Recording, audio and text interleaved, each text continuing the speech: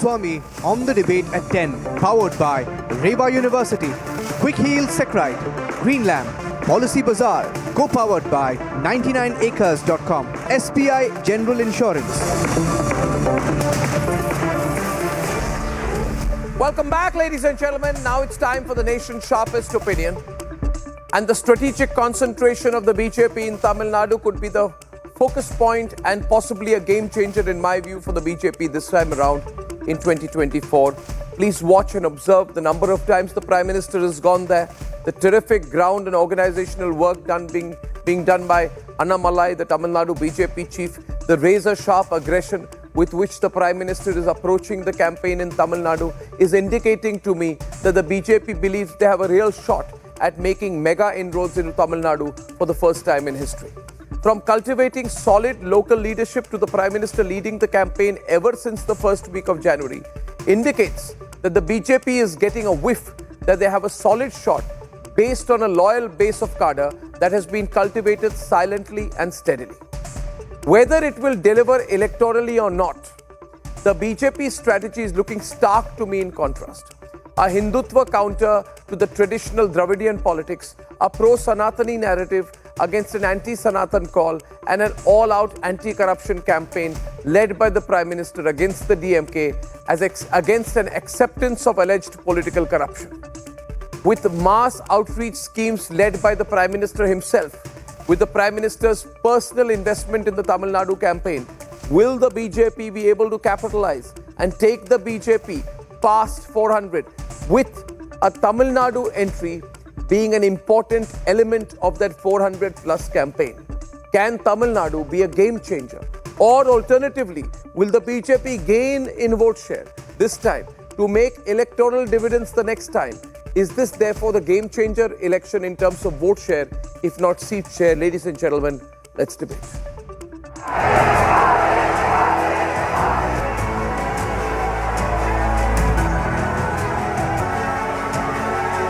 Prime Minister Modi is leaving no stone unturned in his Tamil Nadu outreach.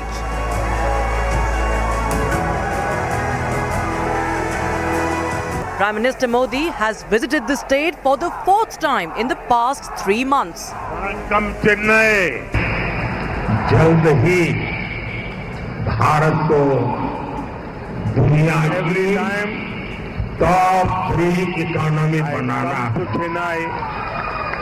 इसमें तमिलनाडु की energized Chennai की भी by the people बड़ी भूमिका है. It is भारत सरकार great to be here. Chennai जैसे शहरों को विकसित करने के लिए निरंतर काम करे. From offering prayers at the revered Sri Ranganatha Swami temple in Trichy to taking holy dip in Rameshwaram, to inaugurating multi-crore development projects, Prime Minister has prioritized the Vikas push in the state.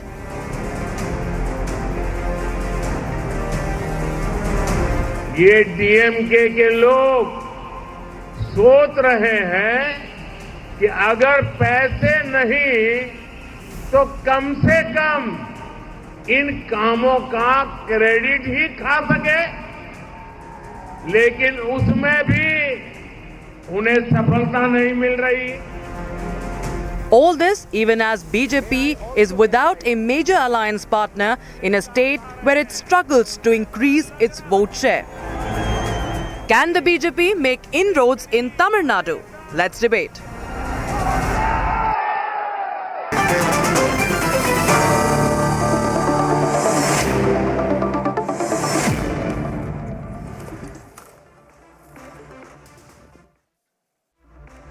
Okay, we're analyzing tonight the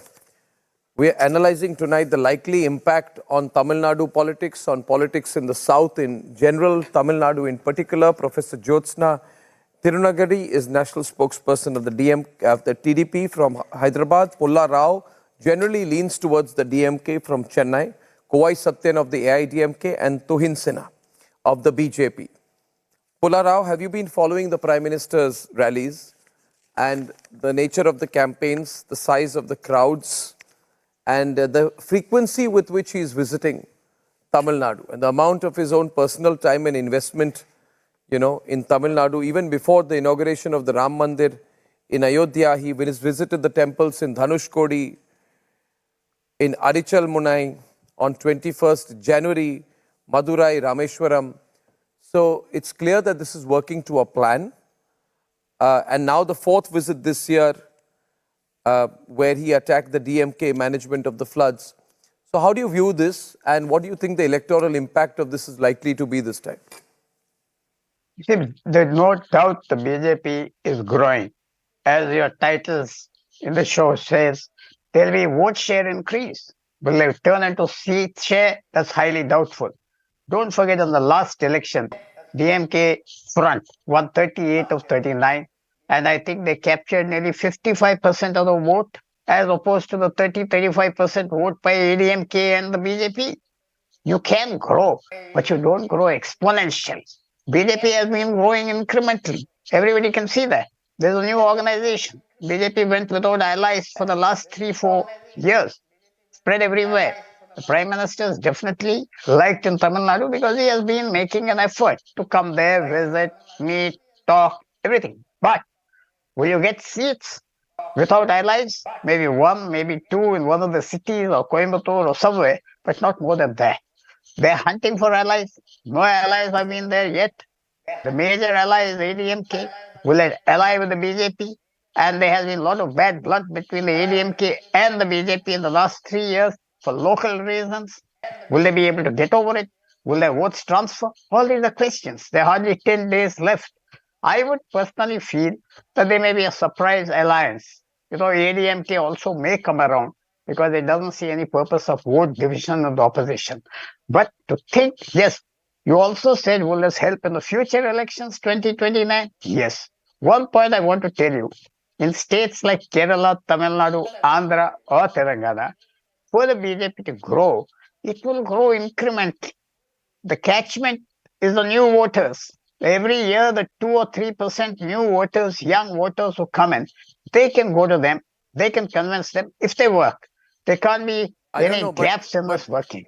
So that is the thing which the BJP is definitely hitting in Tamil Nadu. Did you see the... But did you see the... I don't know if you saw the comments of the Supreme Court slamming Udayanidhi Stalin. He went there under Article 32. And the court said today, it's all in the context of the abuse to the Hindu religion, abuse to Sanatan Dharma. And the court said that you abuse your rights and the freedom of speech and expression and right to freedom of religion. And then you come to the Supreme Court for protection under Article 32. Do you not know the consequences of that? So you said, how will the BJP go? You said gradually and incrementally. I think the BJP could go dramatically because there's going to be a consolidation of the Hindu vote. But before that, I'd like to ask Kovai Satyan, is there any possibility of a patch-up with the BJP, which Pullarao was hinting at? Maybe in the dreams of Mr. Pullarao, who wants to paint a picture that AIDMK is the extended arm of BJP. However, the doors are closed, not only 2024, but for 2026 assembly as well. DMK feels that they can fish in troubled waters by painting a picture that there is a possibility of ally because they have nothing to talk to the people here as achievements for the upcoming years. So what's happening in the ground is, I scored 1 mark out of 100 in my first exam. And in the second exam, I scored 2 marks out of 100. So which means that my performance has improved by 100%. This is what will happen after the election results are out from BJP. In terms of percentages, they will say they have grown by 80% or 100%. From where they are right now, it's 2.5% more bank. They may scale it up 3%, 4%, 5%. Definitely can't make a dent since of AIADMK in the elections. And yes, this DMK which is helping BJP gain Tamil Nadu with their misplaced priorities of political strategies, stock of couple of leaders, is paving way for BJP to set a narrative. By the way, religious polarization will definitely not work in Tamil Nadu. The narrative based on religion will definitely not gain ground in Tamil Nadu. The repeated visit of PM indicates that TN BJP doesn't have a face as a leader so that a common man in Tamil Nadu can relate. So they need a face. That's why PM Modi is forced to visit Tamil Nadu again and again. Malai is a forced leader in the team. You're saying as well as people of Tamil Nadu. you're saying there is no pro, yeah, you are saying there is no pro-Hindu sentiment in Tamil Nadu. That is what you're basically saying, to which I would disagree. Tamil Nadu is center of the Hindu faith as well. I want Tuhin to respond to that. Tuhin, you know, the response from both Yes. the ADMK as well as Pullarao so far has been, you may improve a little bit, but you're nowhere close to winning any seats. Certainly not if you go alone. Well, Arnab, let me tell you, and let me tell all your viewers that in 2024, Tamil Nadu is going to throw the biggest surprise. You know, let me put it this way, the farcical edifice of Dravidian politics, which had been nurtured very viciously and very carefully by the DMK, stands decimated today. They have nothing more to offer except for the North-South divide, which, you know, by virtue of Congress being their alliance partner, has also become the hallmark of the Congress party. But unfortunately for DMK, and fortunately for the rest of the country, that entire narrative stands decimated because of sustained efforts of Honorable Prime Minister Modi ji and of Annamalai to bring about the cohesiveness of the Tamil culture with the Bharatiya culture. The Tamil Sangamam, the Kashi Sangamam, has been a game changer, and I think, you know, the Dravidian politics of manufacturing hatred against Hindu religion, of manufacturing hatred against North Indians is not working. In the last 6 or 7 months, if you look at some of the ludicrous statements, preposterous statements of DMK leaders, no, forget you know, the Hindu religion, they have not even spared people from Nagaland. One of the ministers called people from Nagaland dog eaters. This is how they behave with the rest of the country.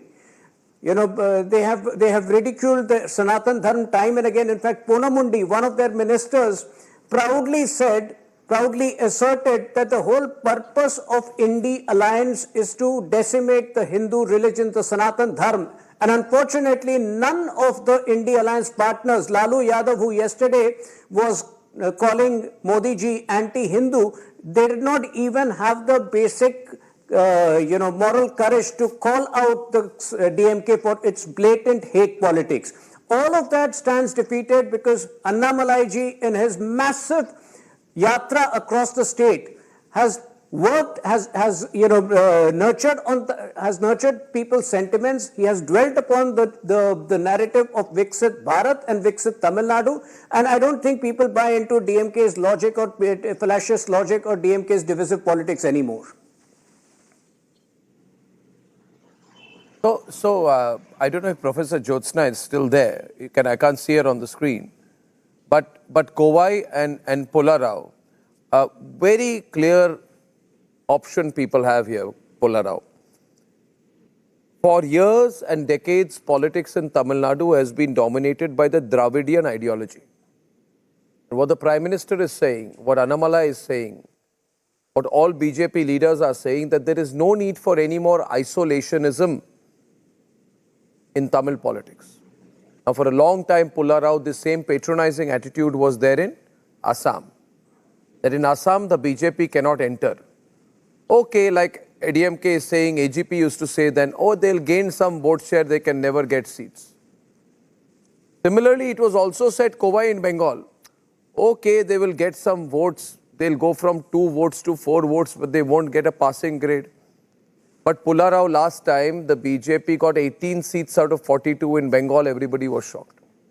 Nobody expected. You also did not expect.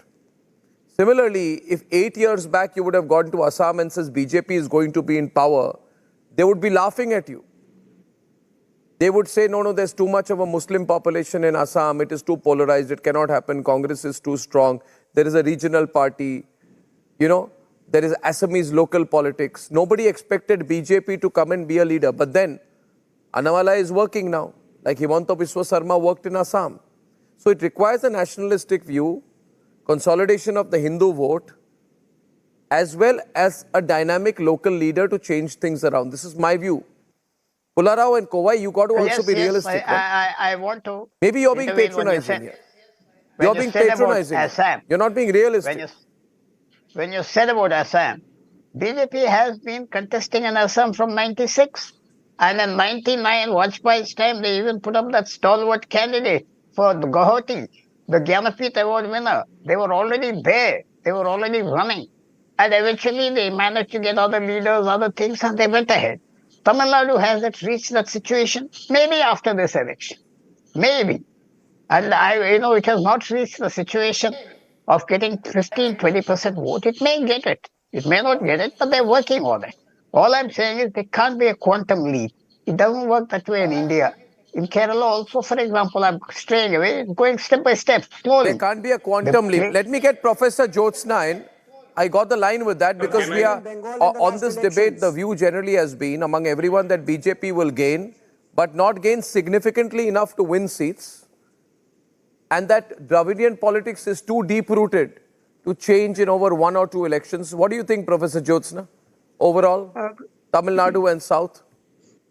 Good evening, Arnab, and all the panel members. Arnab, we can see the difference. As you said, yes, vote share definitely would increase. Definitely, when I say definitely, it is across South. And also, probably we can even talk of strategic alliances that they are planning. That's one important aspect. See, they are focusing on grassroots mobilization. They are focusing on leadership development and also strategic alliances.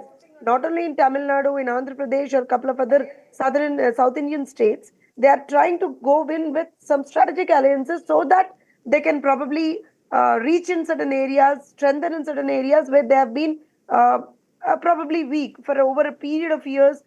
That could be because of some, language barriers or some cultural differences. But this time it's definitely going to be something different, Arnab. We have to accept that because the adaptive strategy of BJP, they are really going on well in certain cases. We have to see. They are a different political party from mine, but certain things when they are doing, we have to accept it. Let's say, for example, if we take Annamalai's approach in Tamil Nadu, his leadership, what we call the grassroots level penetration that he is trying to do, and also mobilizing voters from the grassroots level. There are certain things that they are really doing well and good. And also in Andhra Pradesh, when it comes, they are trying to talk to the local leaders, like what they are doing in Tamil Nadu again.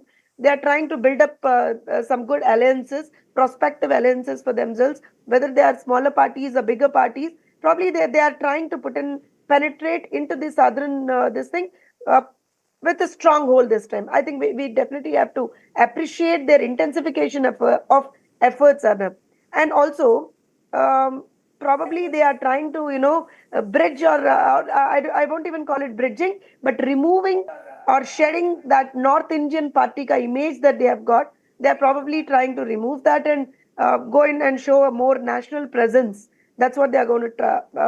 I think they are trying this time. I hope it would give them results also. What I think is happening, Kowai. Arnab. Kowai is BJP was responding. lucky Yes, to find Suvendu Adhikari for West Bengal. Certainly, they can't find a Suvendu Adhikari in AIDMK. They might be lucky if they want to find one in DMK. Could be MP or it could be one of the Imran brothers. That's what happened with the AIDMK. As you already said, it's a long way for BJP in Tamil Nadu. They just started. They are in the PKG standards. Whatever metrics they talk about development in rest of the country, Tamil Nadu is already there. Let's take the higher education enrollment. They set a target to achieve in 2030, wherein the state has already achieved in 2020. Be it social development index or any index you talk about growth, Tamil Nadu has shown the way to the others. So, talking about development metrics and the nationalist pride, there is no showcasing nationalist pride. Our leader Amma pledged her jewels to the Indo-China war and gave away money for the nation. So, when it comes to showcasing national pride, AIDMK is no lesser than anybody in BJP. But what's more important is how relevant is BJP in the state of Tamil Nadu and how relevant are Tamil Nadu BJP unit leaders for the common man of Tamil Nadu. Till now, they have not found a leader who can associate themselves with the common man. That's the reason why Annamalai has to walk the horizontal Annamalai measures up? You don't think Annamalai measures up? You don't think Annamalai measures to that? He's covered He's covered 1,770 kilometers by foot, remaining by vehicle. He's gone to 234 Tamil Nadu constituencies within 94 days. He has shown tremendous organizational ability through his yatra. You don't think he measures up? You think the BJP still needs to import a leader from ADMK? Arnab, he has to place himself as a leader in the minds of the people.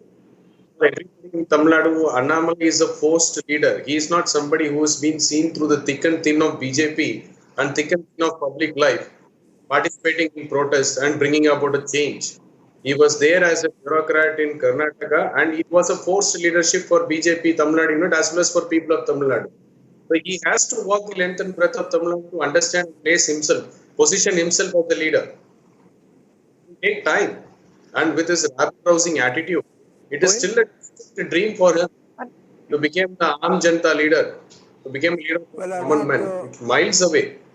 So the dynamics and the demography of Tamil Nadu is totally different from what others can envisage from the rest of the other states of India. The mammoth response to Annamalai's Yatra across the state has clearly unsettled all other political parties in Tamil Nadu. Somebody was mentioning on your show that there can't be a quantum leap, there can't be an exponential increase in BJP's vote share. But fact is that as of today, multiple surveys have shown BJP's vote share, potential vote share to be in the range of 15 to 18%. And it's growing every day, mind you, because the other parties are crumbling.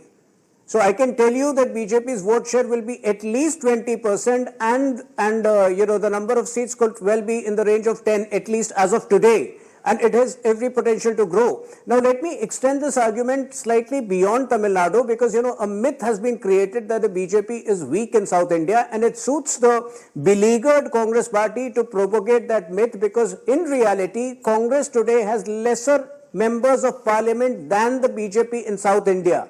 Let me give you the example of Karnataka. Even in, from 2004 onwards, in every Lok Sabha election, in not a single Lok Sabha election have we got less than 16 out of 28 seats in Karnataka. That includes 2004 and 2009 when BJP did not come to power at the center. This time around, obviously, we are sweeping Karnataka. In Telangana, we are on course to win 9 to 10 seats and at least 2 seats in Kerala. So I think, forget just Tamil Nadu, the entire South India is going to throw a big surprise and BJP is going to emerge as a strong party across South India. I want this video to be saved in your archives.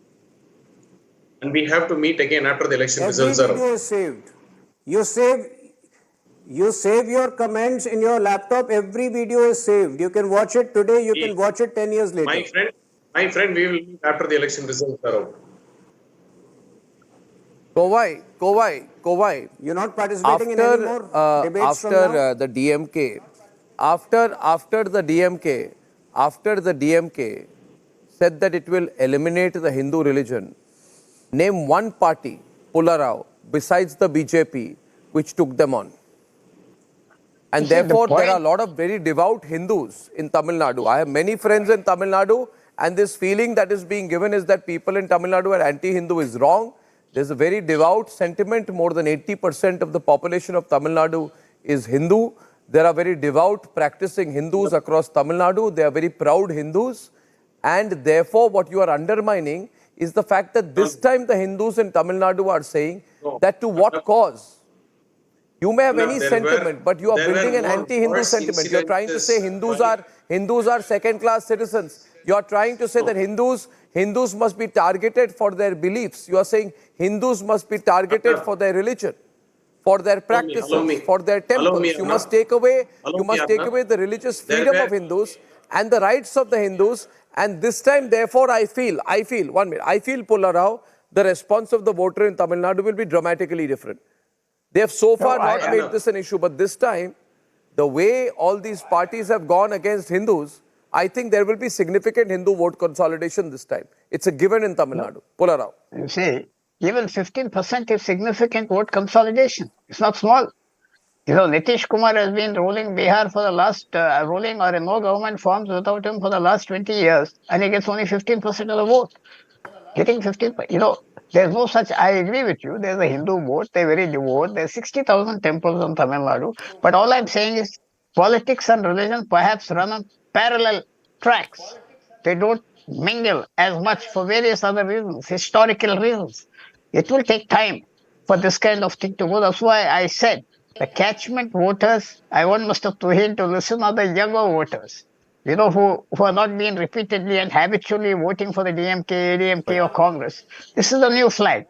And I don't agree that Ramalai is as good a leader as they come. He's no less than the others. And whether he is imposed, because I don't want to go to history and run ourselves down. Every leader is partially imposed, partially, all of them. Whether it's they grow under Jayalalitha's shadow or under DMK under another shadow. So that I don't agree, but it takes time.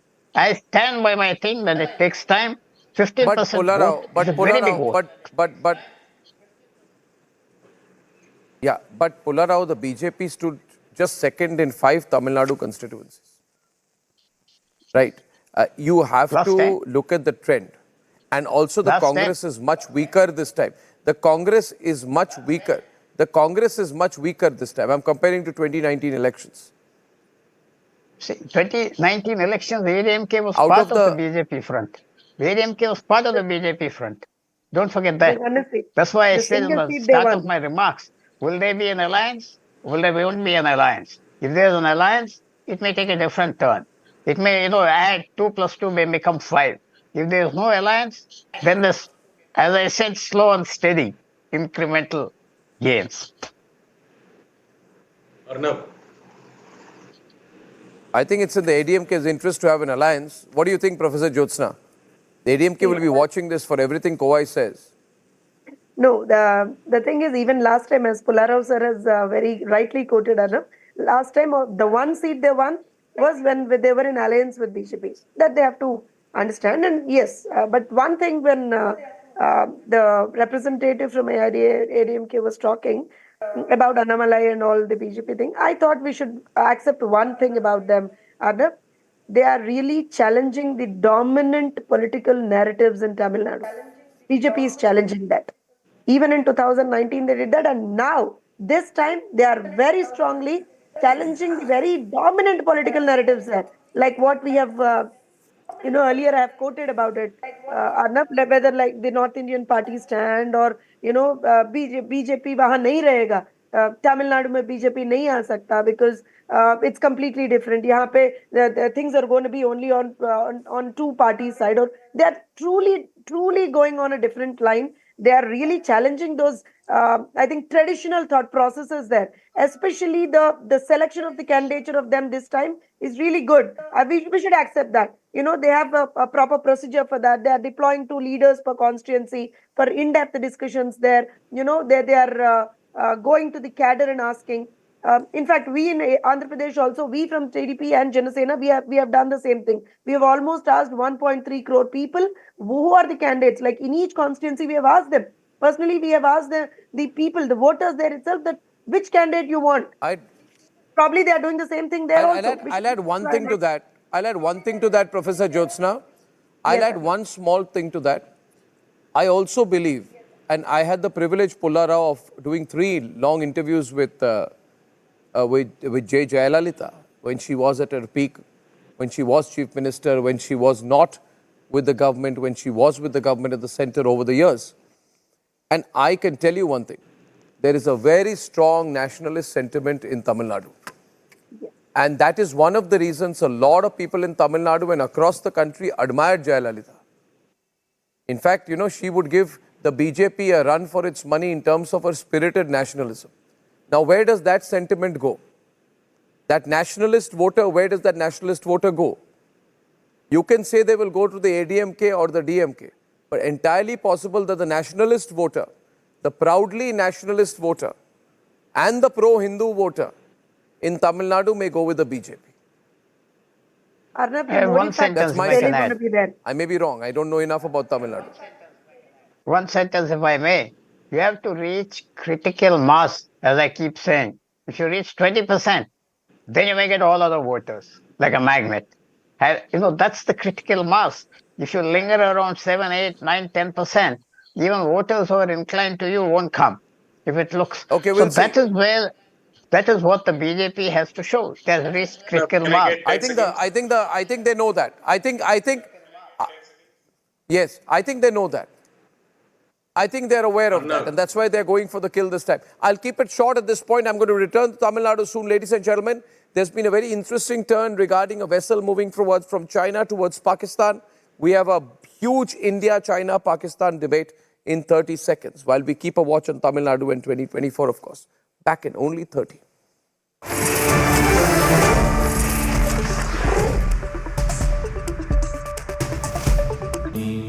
Amity has been ranked India's #1 private university for the 11th year by India Today, a testimony to Amity's world-class education, whilst imbibing values and sanskars in students.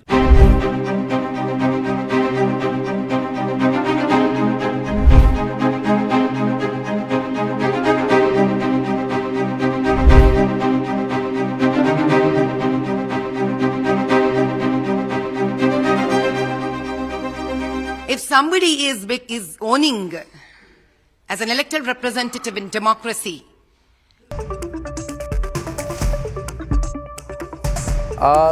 Building story, one of the big stories in the country, and slowly getting a lot of international focus.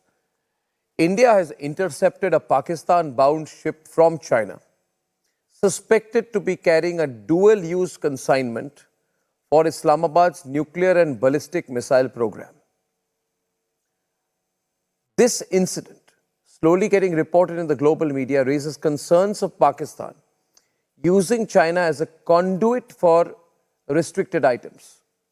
Viewers, earlier, China supplied autoclave under the cover of an industrial dryer to Pakistan in 2020. How long can China's slave Pakistan defend itself, and what's going on between China and Pakistan that we need to know? Viewers, sensitive debate on sensitive issues and sensitive consignments. Let's debate.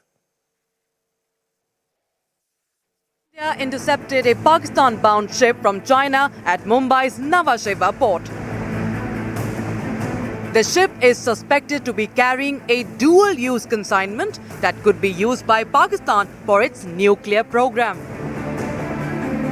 According to the DRDO, the consignment included a computer numerical control machine which could be used by Pakistan to make critical parts for its missile development.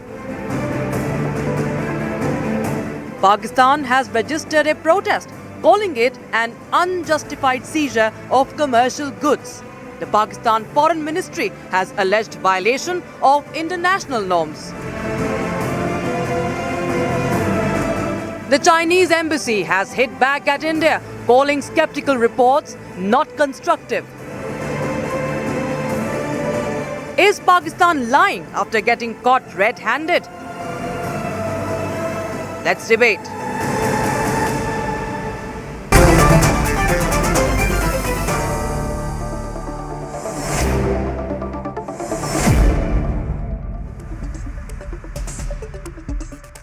Sushant, who's a senior fellow at the ORF, is with Andrew K.P. Leung, Faraz Saeed, and Dr. Sundis Mustaqim. Sushant, I'd like to start with you. I mean, both China and Pakistan are very, very angry, understandably angry, because if this is a sensitive consignment of this computer numerical control machines to be used for nuclear missiles, then we have every right to seize it and let the world know what's going on between China and Pakistan. But obviously, we must have done our homework, our research, had intelligence and proof about what's inside that ship before seizing it. Sushant.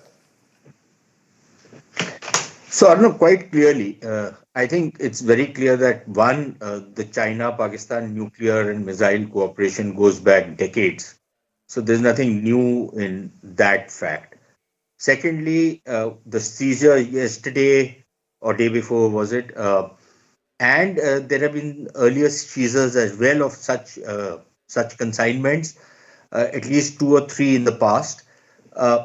And frankly, it is very clear that this information is probably not just something which came to India from Indian sources. I would suspect that there were other intelligence inputs that were tracking this shipment, and India was able to intercept it in time. And then, of course, the ship has left the Indian shores, but the consignment has been seized. Now, the Pakistanis are claiming that this was for some kind of automobile manufacturing. I would be very interested in knowing what automobiles are being manufactured in Pakistan, anyways. There's not even a single automobile manufacturing factory in Pakistan. Uh, they only assemble automobiles. The parts come from elsewhere.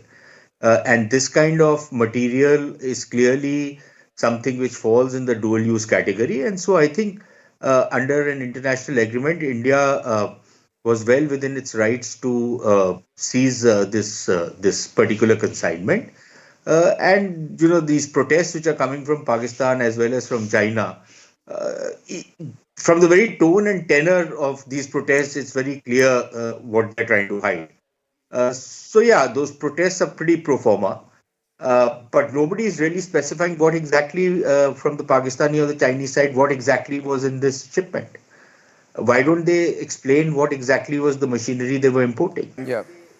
And what exactly its use was. That explanation has not come, and clearly that explanation needs to come for this kind of material. I mean, you don't have to be a PhD to understand what this machine was going to be used for.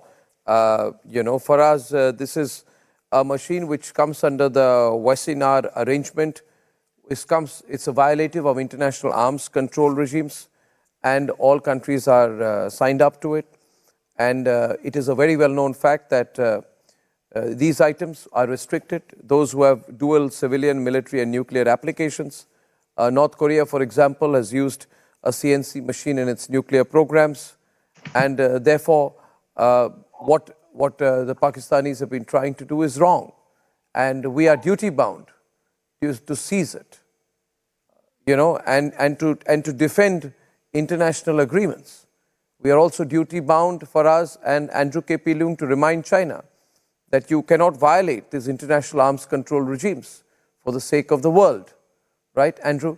So Andrew, would you like to start? I mean, what exactly is going on here? And what are you trying to do with Pakistan's nuclear program? You can be candid with us, since the material is already in Indian custody. According to the report, these consignment consists of numerically controlled instruments. Now, it is said to be dual use. That means it is not exclusively used for the production of nuclear armament. So it really depends on what the regulations, internationally agreed regulations are, because dual use is a very, very long yardstick. Let's face it, you have a knife, it can be used to cut a fruit like an apple, or you can be used to kill someone. So a knife is a dual use instrument.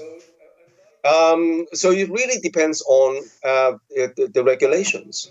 And of course, trade between but however, does it not amount to?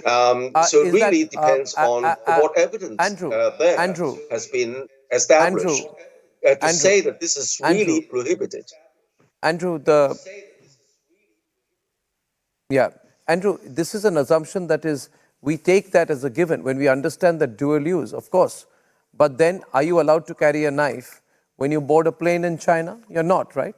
You can say that I'm carrying the knife so that I can slice through the bread and cut through the butter I may be offered while I'm flying on the plane. But will you be allowed to do that? You won't. So let's not be farcical here. We all know what's going on. The fact is that under the international arms control regimes, is it allowed? No. Under the international arms control regime, which is aimed at curbing the spread of certain items with military applications, is this allowed? Just answer yes or no. Is this allowed? No, I'm not an expert on these regulations. You really have to look at the regulations themselves. But if the regulations say Well, I'm saying it's not allowed. Dual-use instruments are prohibited. Then I'm it saying depends it's not on allowed. You may not be an expert, but obviously the other Chinese would know. Defined.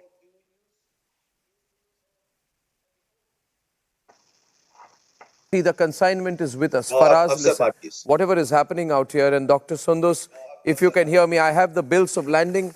I have the copies of the bills of landing. The consignor was mentioned as Shanghai JXC Global Logistics Company Limited, and the consignee was registered as Pakistan Wings Private Limited from Sialkot. However, further investigations by the highly advanced Indian security agencies have indicated that this consignment, weighing 22,180 kilograms, Faraz, was shipped by the Taiyuan Mining Import and Export Company Limited, and it was meant for Cosmos Engineering in Pakistan. I want to make one so correction. even the bills of loading, the paperwork was, yes, Faraz. It was imported by a Karachi-based company and not by a Sialkot-based company. Probably the information sent out from the Mumbai port is slightly wrong, because the official statement says that it was imported by the Karachi-based company. However, I understand the issues that you're raising, that it's somehow illegal to transport this technology, the CNC machine, under missile technology control regime. Now that is yet to be established, that whether it was supposed to be used by, because it has the potential to be used by military use, but it was supposed to be used for the automobile industry. And this company has been importing this machine. Which automobile industry? What kind of? Okay, allow me. Okay. I want to ask you here, since we're all being very technical here. Can you tell me which Pakistani car manufacturer needs airborne CNC machines which are used to target missiles? Right? Which car manufacturer wants this technology? Please, can you tell me which Tesla or SpaceX are you running in Pakistan? Car company का नाम क्या है? No, which car company in Pakistan is using these machines? Arnab, I want yes, please, Dr. Sundus. Which car? What is the name of the Pakistani car company that uses these machines? I clarified that. First of all, I'd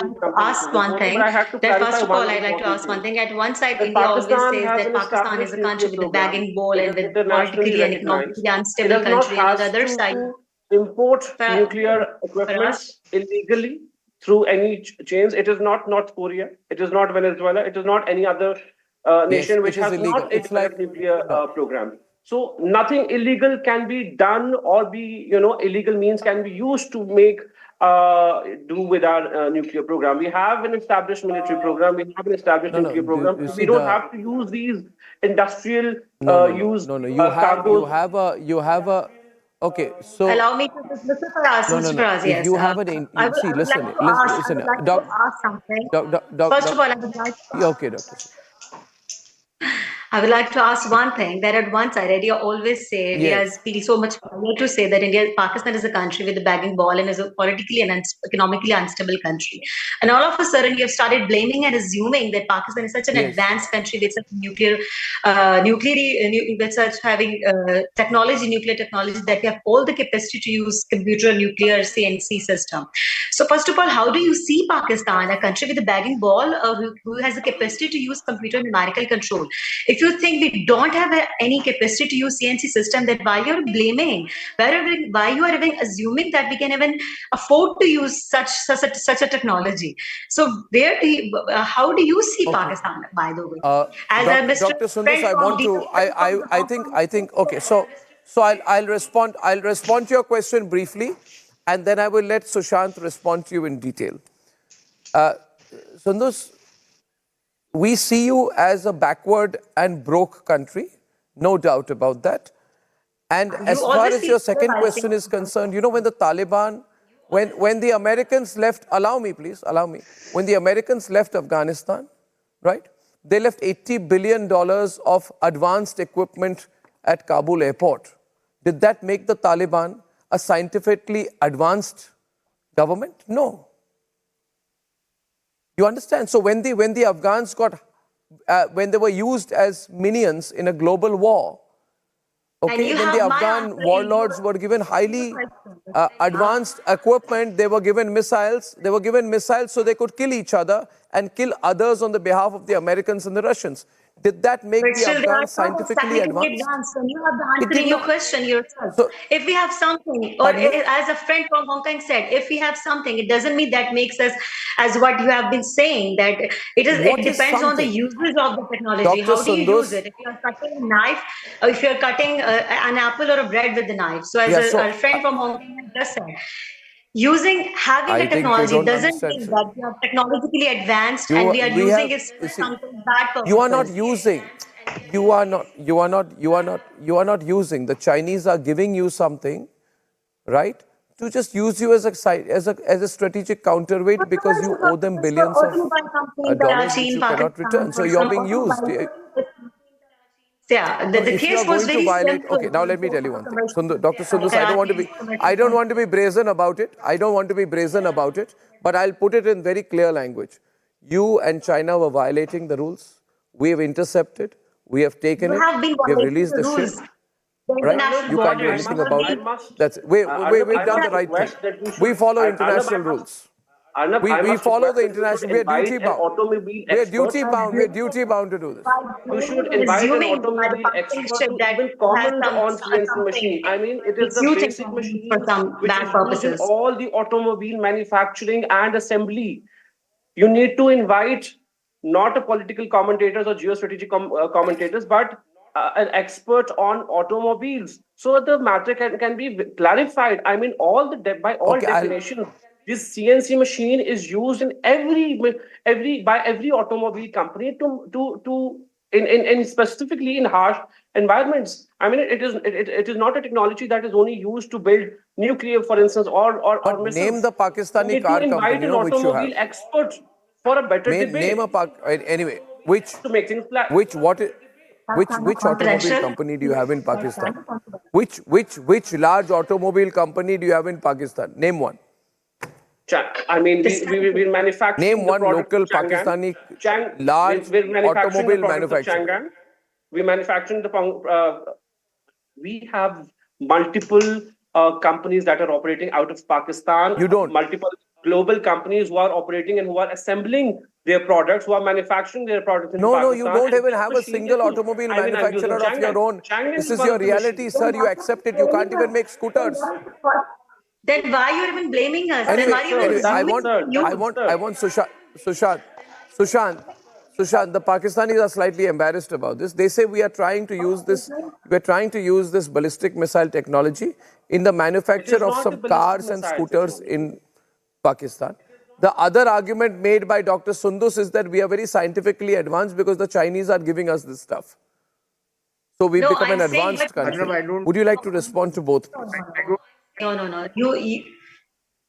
No, you're very Are you wrong. able You to have hear me? predicted me. Can you hear me, Arnab? Yes. Yes. Yes, sir, we can. Yes, I can. I seem to have lost the audio. We can, Sushant. Oh no, we have you loud and clear out here. Okay, so Arnab, a couple of things. Number one, I don't know what harsh environment the gentleman from Pakistan is talking about. But I find it funny that somebody was to say that, are you questioning that Pakistan is not bankrupt? Well, it's very clear. Your Prime Minister said it yesterday, or your Prime Minister in waiting, or whatever he was. He said that yesterday on the floor of the Parliament, that Pakistan is bankrupt. Now, you don't need me to say that. And everybody knows that you're going around with a begging bowl around the world. Now, that's a statement of fact. That's not something which is going to be called into question. And everybody in the world knows that, yes, you're a nuclear weapons country, which is bankrupt. How are those two things contradictory? You are a country which has devoted all your resources. You have robbed your own people. You have deprived them of very basic facilities of health, education, of basic amenities, and you have poured money in your army and in your nuclear and missile defense industry. That is your focus. Your focus is not to schools, your focus is not to build hospitals, your focus is to develop your people's potential, your focus is to build weapons of war. Fine, go ahead, do it. And then you will be bankrupt. And yes, you will have certain rudimentary defense technology, which is why you will import the rest from countries like China, which are in some ways rogue states, which always proliferated this technology. They've done it with the North Koreans, they're doing it with, they've done it wherever else they will find an opportunity. How are those things in conflict with each other? That I fail to understand that. Secondly, board of the China-Pakistan nexus in Pakistan's nuclear program, your missile systems have been entirely imported.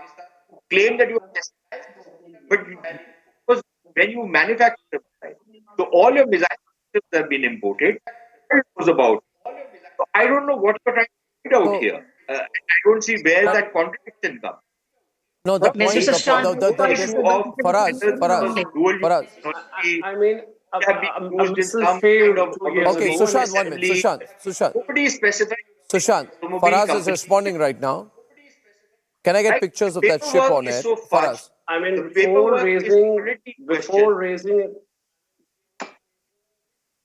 raising a credibility issue in Pakistan's missile program,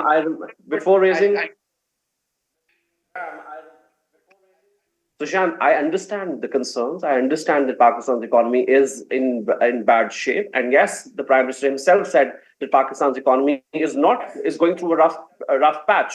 But raising questions and raising the legitimacy issue on Pakistan's on missile program is, I think, is wrong and uncalled for, because again there was a missile that failed miserably and landed in Pakistan's soil, and it wasn't Pakistan's missile, but it was an Indian missile which misfired itself and it landed in Pakistan, and hence, therefore, it was the Indian missile program which raised eyebrows across the globe that how Indian missile program is not in good hands, or the But technology. do you really want to be? Do you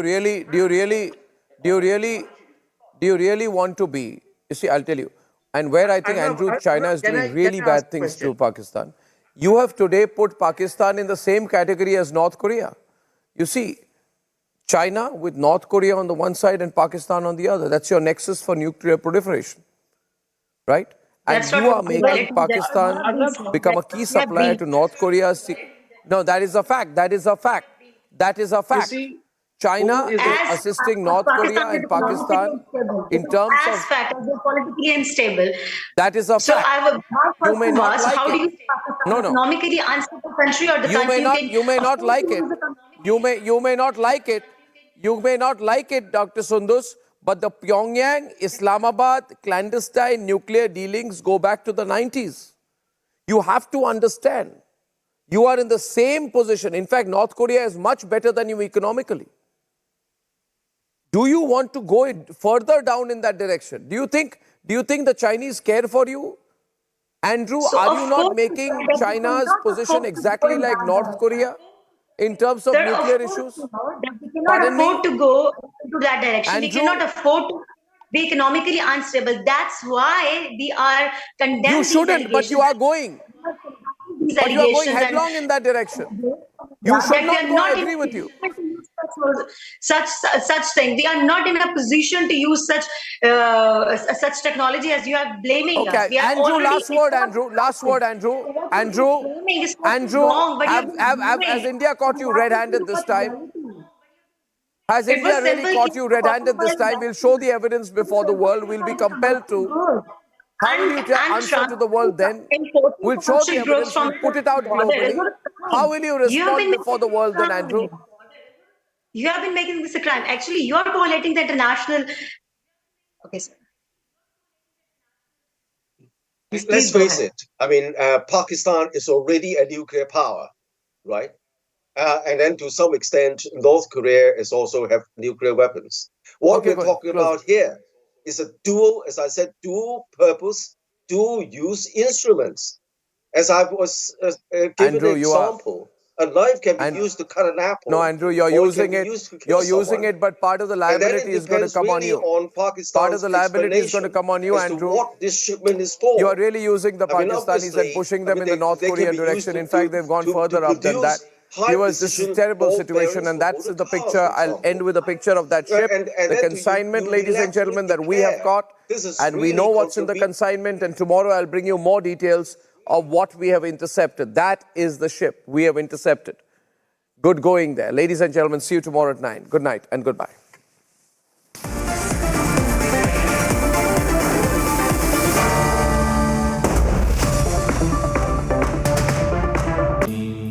Amity has been ranked India's #1 private university for the 11th year by India Today, a testimony to Amity's world-class education whilst imbibing values and sanskars in students.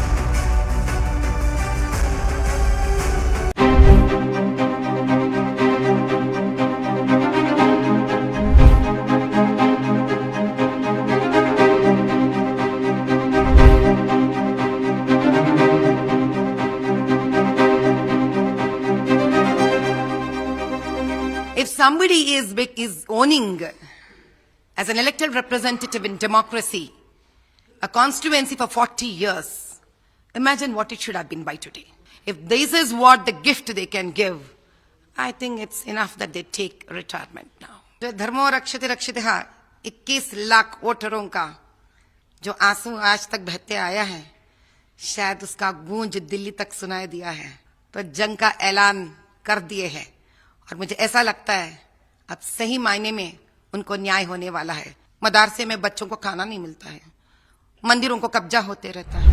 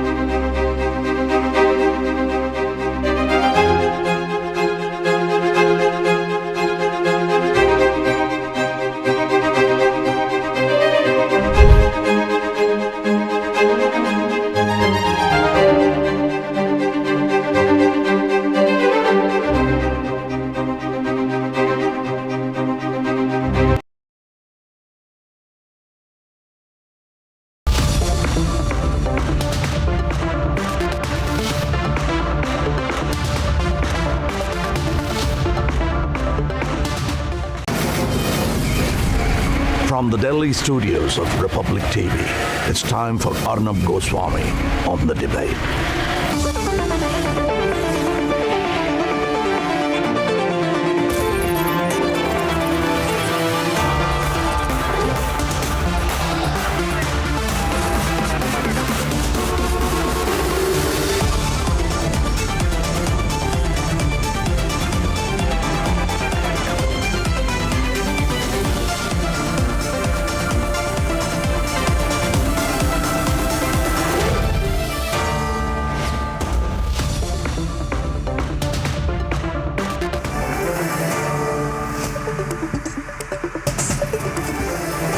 Good evening and welcome. Ladies and gentlemen, it has happened as always, the opposition forever suffering from the foot in the mouth disease has predictably served itself a self-goal ahead of the election. Why do they do it? They do it in every election, every general election. They never fail. In 2014, they called the Prime Minister Neech and a chaiwala, which Narendra Modi turned into his political advantage. We all saw it. Then in 2019, on the back of the flop show called the Rafale controversy, they chanted loudly, Chaukidar Chor hai, so loud in fact, that by using the phrase Maybe Chaukidar, the entire BJP rose to the highest ever tally, crossing 300 easily in the 2019 elections. And now in 2024, by mocking the Prime Minister as someone who doesn't have a family, jinka parivar nahi, they have brought the whole country together even more to back Prime Minister Narendra Modi, with the Prime Minister saying that the entire country is his family, coining the phrase #Modi ka parivar. This reverse play of words has reinforced Narendra Modi's image before every general election. And both the Prime Minister and the BJP know that very well. Now my question is, viewers, does the opposition truly believe in political suicide by going so negative, so personal, vis-a-vis Narendra Modi in every general election, knowing fully well that this will come back to bite? Will #Modi ka parivar be as successful as Maybe Chaukidar for the BJP this time as well? Will the asymmetry between the BJP and the opposition grow even wider? And what is now likely to be the final tally of 2024? Ladies and gentlemen, the Prime Minister gives it back. Debate number 1 to the Indie. And the new hashtag of the day, and probably for this election, is going to be not just Modi ki guarantee, but #Modi ka parivar. Debate number 2 this evening, viewers. We have strong inroads being made and attempted inroads by the BJP into Tamil Nadu. Can they make inroads or just increase their vote share? And debate 3 this evening, the mystery of a ship headed to Pakistan. What kind of cargo was it carrying? That's an India-China-Pakistan debate at 10:30. And here are the headlines this Monday evening on The Debate Tonight.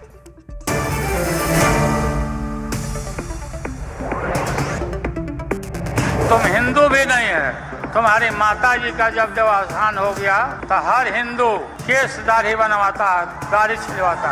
क्यों नहीं छिलवाया बताओ?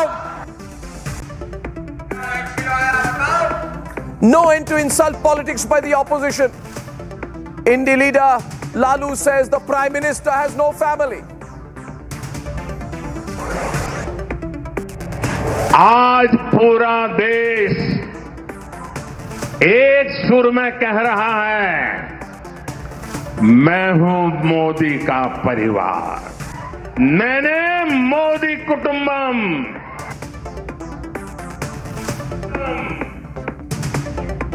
And the Prime Minister gives it back to India after the no family attack, says crores of Indians are his family.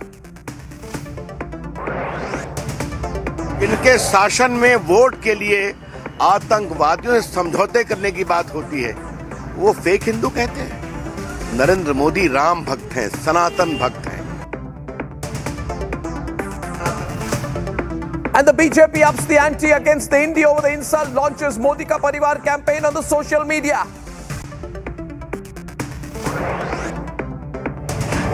The Prime Minister makes a fourth visit to Tamil Nadu in the last 3 months with the Tamil outreach helped the BJP in Mission 400 plus. Big trouble mounts for Mahua Moitra as the Enforcement Directorate issues a fresh summons in connection with the cash for query case on March 11th. And India intercepts a Pakistan-bound ship for transporting nuclear cargo. Pakistan cries foul. An investigation reveals discrepancies.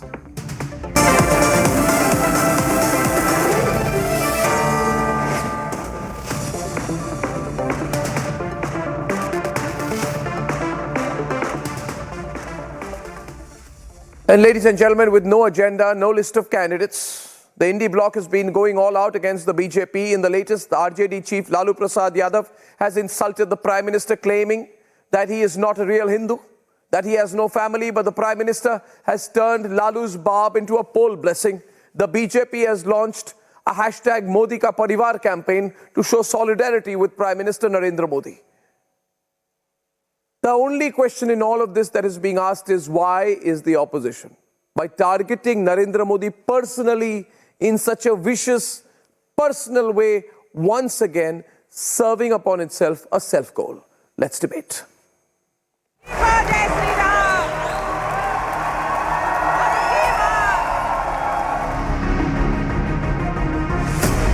Narendra Modi, तुम्हारी माता जी का जब देहावसान हो गया तो हर हिंदू अपने मां के शोक में केस दाढ़ी बनवाता, दाढ़ी छिलवाता। क्यों नहीं छिलवाया बताओ? The Congress and the BJP entered a slugfest over Lalu Prasad Yadav's controversial remarks insulting Prime Minister Modi. Reacting to Lalu's shocker, Prime Minister Modi made a fierce counter. जिसका कोई नहीं है वो भी मोदी के हैं और मोदी उनका है। मेरा भारत, मेरा परिवार। आज पूरा देश एक सुर में कह रहा है, मैं हूं मोदी का परिवार। The BJP launched Modi Ka Parivar after Prime Minister asserted the whole country is his family. BJP senior leaders from Amit Shah, JP Nadda to Yogi Adityanath added suffix Modi Ka Parivar after their names on their social media accounts to show solidarity to the Prime Minister.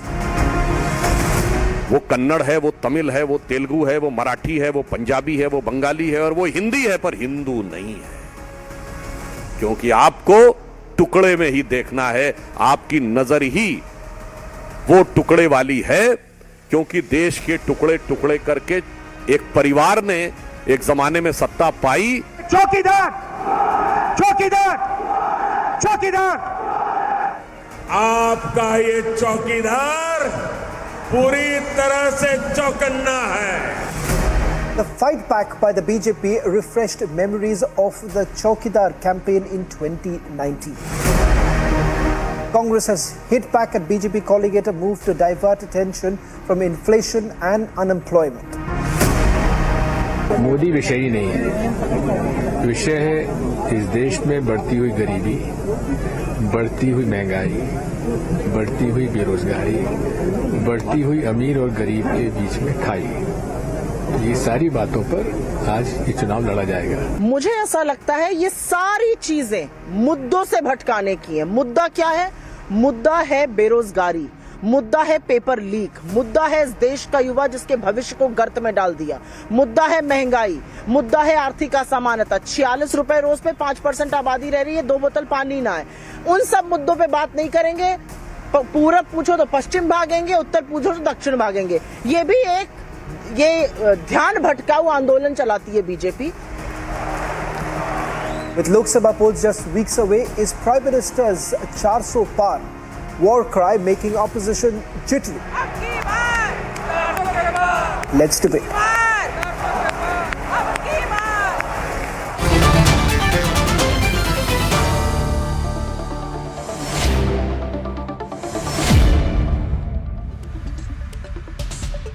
I mean, come to think of it, this was just the, last nail in the coffin, and the opposition absolutely decided to sort of nail it down themselves. Sohail, by saying the Prime Minister doesn't have a family.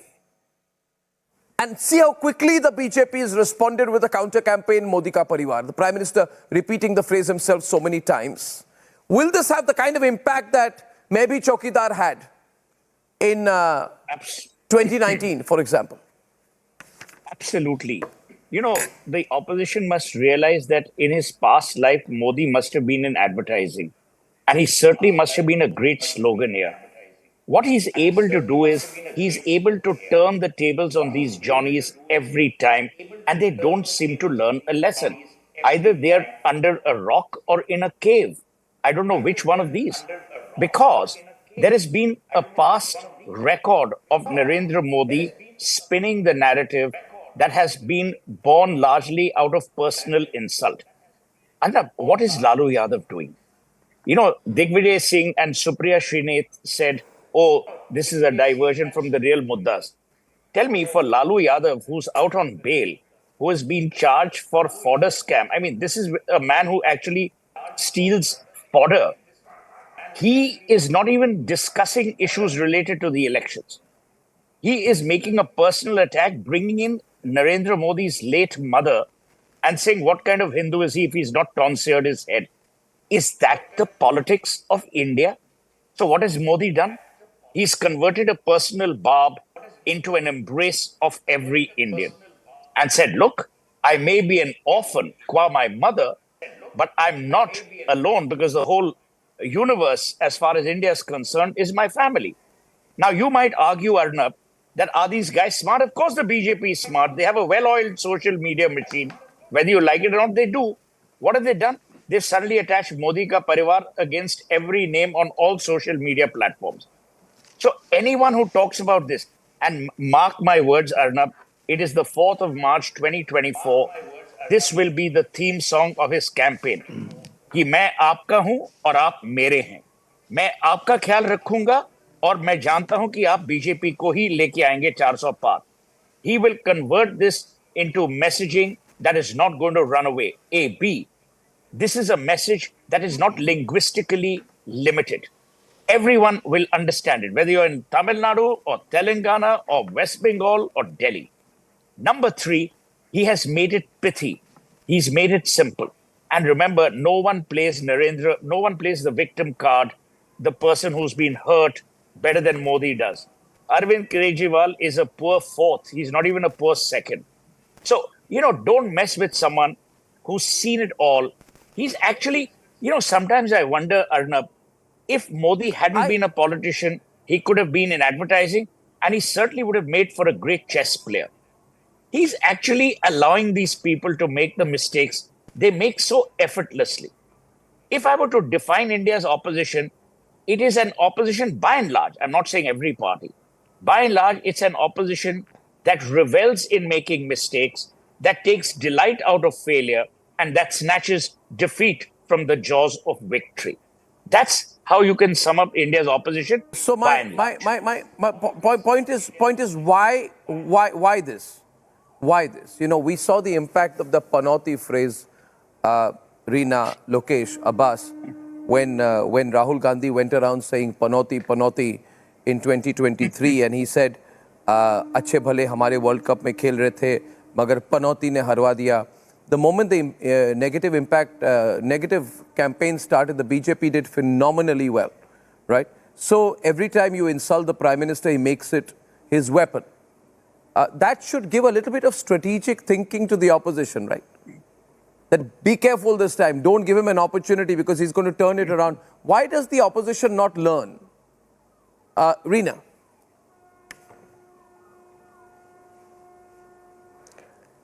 Arnab, I agree with Sohail that there is no better advertiser than Mr. Modi. And that is all he has been doing for the past 10 years. Advertising, jumla. No, if you quote as me, far as Reena, Parivar quote is me concerned. correctly. No, Reena, can if I you please quote me- complete? No, Sohail, very patiently, I since listened to you for Reena- 10 minutes. Reena, my dear, Please allow me the I agree courtesy with to you. finish my opening remarks. I will give you all Please the allow me the respect if you don't courtesy misquote me. which I allowed you. You Please. misquoted me. I didn't say he's a great advertiser. I said in his past life, he could have been an advertising person. That's what I said. So when you quote someone, quote me correctly. That's all. I will not interrupt you hereafter. I'm apologizing for that. But since you misquoted me, it was important for me to correct that. I did not misquote you. You said Mr. Modi, had he not been the Prime Minister, he would be great at advertising. That's what you said. Absolutely. Moving on. Now, if we are talking about Parivar, then I want to ask Bharatiya Janata Party, are rapists, molesters like Brajbhushan Sharan Singh, Pawan Singh, Upendra Rawat, all the people who've run away with our money, हमारा पैसा लेके जो भाग गए, मेहुल चोस्की, नीरव मोदी, विजय माल्या, ये सब भी आपके परिवार में हैं कि ये सब आपके परिवार में नहीं है? और यूपी में जो हमारे बच्चे रोज आत्महत्या कर रहे हैं क्योंकि उनको नौकरी नहीं मिल रही है, वो आपके परिवार में है कि नहीं है परिवार में?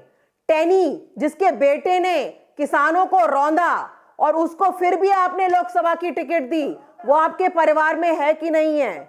बांसुरी स्वराज, जिसने ललित मोदी को देश से भगाने में मदद करी, वो आपके परिवार में है कि नहीं है आपके परिवार में? तो ये सारे लोगों का जो परिवार है, ये 10 साल से देश को जुमलेबाजी में फंसा के रखा हुआ है. अब कोई भी एडवर्टाइजिंग और जुमले के झांसे में आने वाला नहीं है. लोगों के सामने रियलिटी है. किसान अलग परेशान बैठा है. नौजवान जो रोज पेपर आपके यूपी में लीक हो रहे हैं, हर रोज पेपर लीक हो रहे हैं, हर रोज हमारा नौजवान आत्महत्या कर रहा है. You know, specialists Arnab love to say that India has a demographic dividend. What demographic dividend are we talking about if 80 crore of our population is dependent on free ration because they don't have food to eat? Is this the demographic dividend we want? On the other hand, you look at Delhi, we have the lowest inflation in the country. Per capita income is the that was highest. not my question. In 2 years, That was no. 1 minute. What was my question?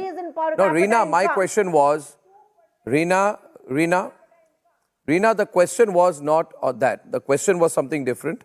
I let Gaurav come in. I'll try and move in pincer-like into the issue. The point is, the opposition does not learn from its mistakes. It does not want to improve.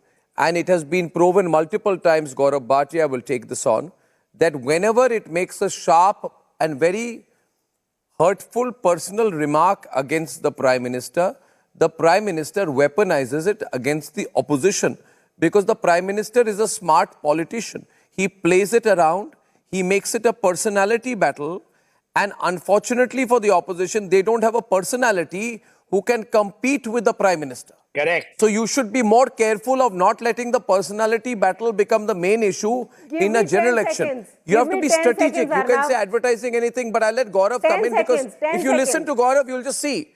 Gaurav will give a master class on how to turn this into a personality battle. Gaurav, over to you. I'll let you respond for more than 10 seconds. Let Gaurav come in, and then we'll take it forward. Arnab, I have immense respect for my friend Suhail and for you, but I disagree with both of you on one count. When Suhail Bhai says that, if Modi wouldn't have been the Prime Minister, he would have been a great advertising person. I would say in his past life, Suhail Bhai, he was a karm yogi, and all the punya that Modi ji has earned is making him aim for what? Fish's eye. Nothing else. And Arnab, Modi ji is not worried about what the opposition is saying. To be honest, I'll tell you, this Modi ka parivar is not something that Modi ji is talking about. He is not come out in the open to say that bhai Modi ka parivar likho X pe. I will tell you the feeling that goes behind it. Every citizen reveres the Prime Minister for his honesty, dedication and hard work. And when you try to hurt the Prime Minister by making such uncouth, unsavory remarks, the biggest strength of the voters is expressing themselves in this form. And in a democracy, the biggest, chote can be given by the power of vote, which is next bound to happen. I just want to say this. Today, when the opposition is showing that it can go lower and lower, Modi ji is rising to the occasion and he is showing that it doesn't matter what you say about me. I will continue to serve the people of the country. And that is how he defines his parivar. Mera parivar 140 crore Bharatiya. Arnab, you remember when 8 ex-Navy persons were death sentenced in Qatar?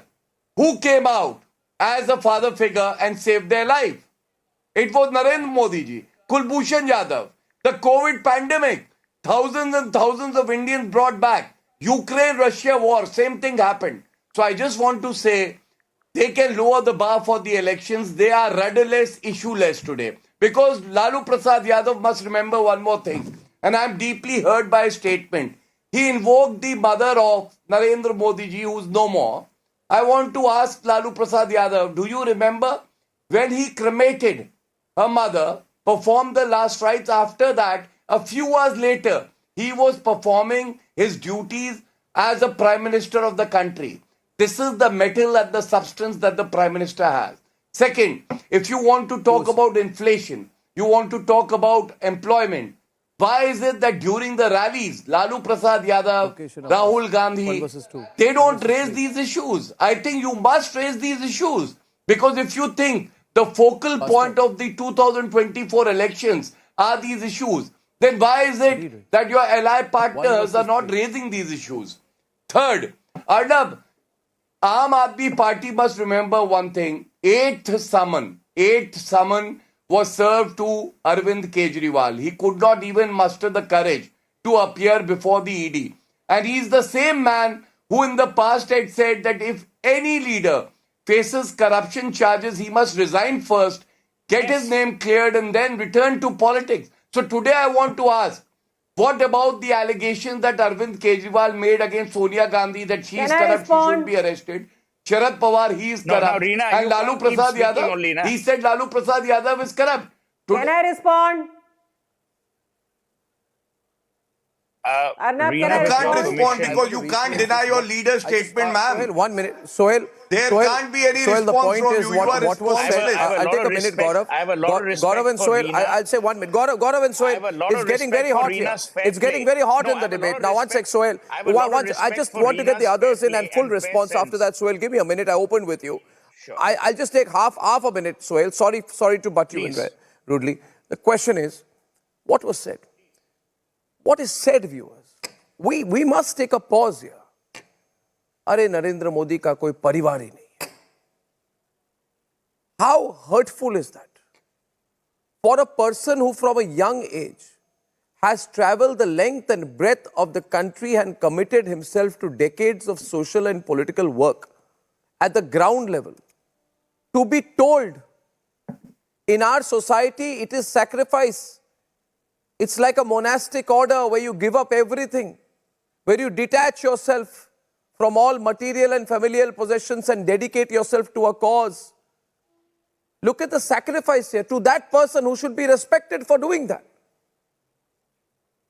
He's told Abbas, he's told Lokesh, Narendra Modi ka koi parivar hi nahi hai. So what would the Prime Minister do? Maybe in a moment of hurt, maybe in a moment of strategy, maybe in a moment of aggression. He says, ye kehte hai mera parivar hi nahi, aap sab mere parivar ho. And look at the response he gets.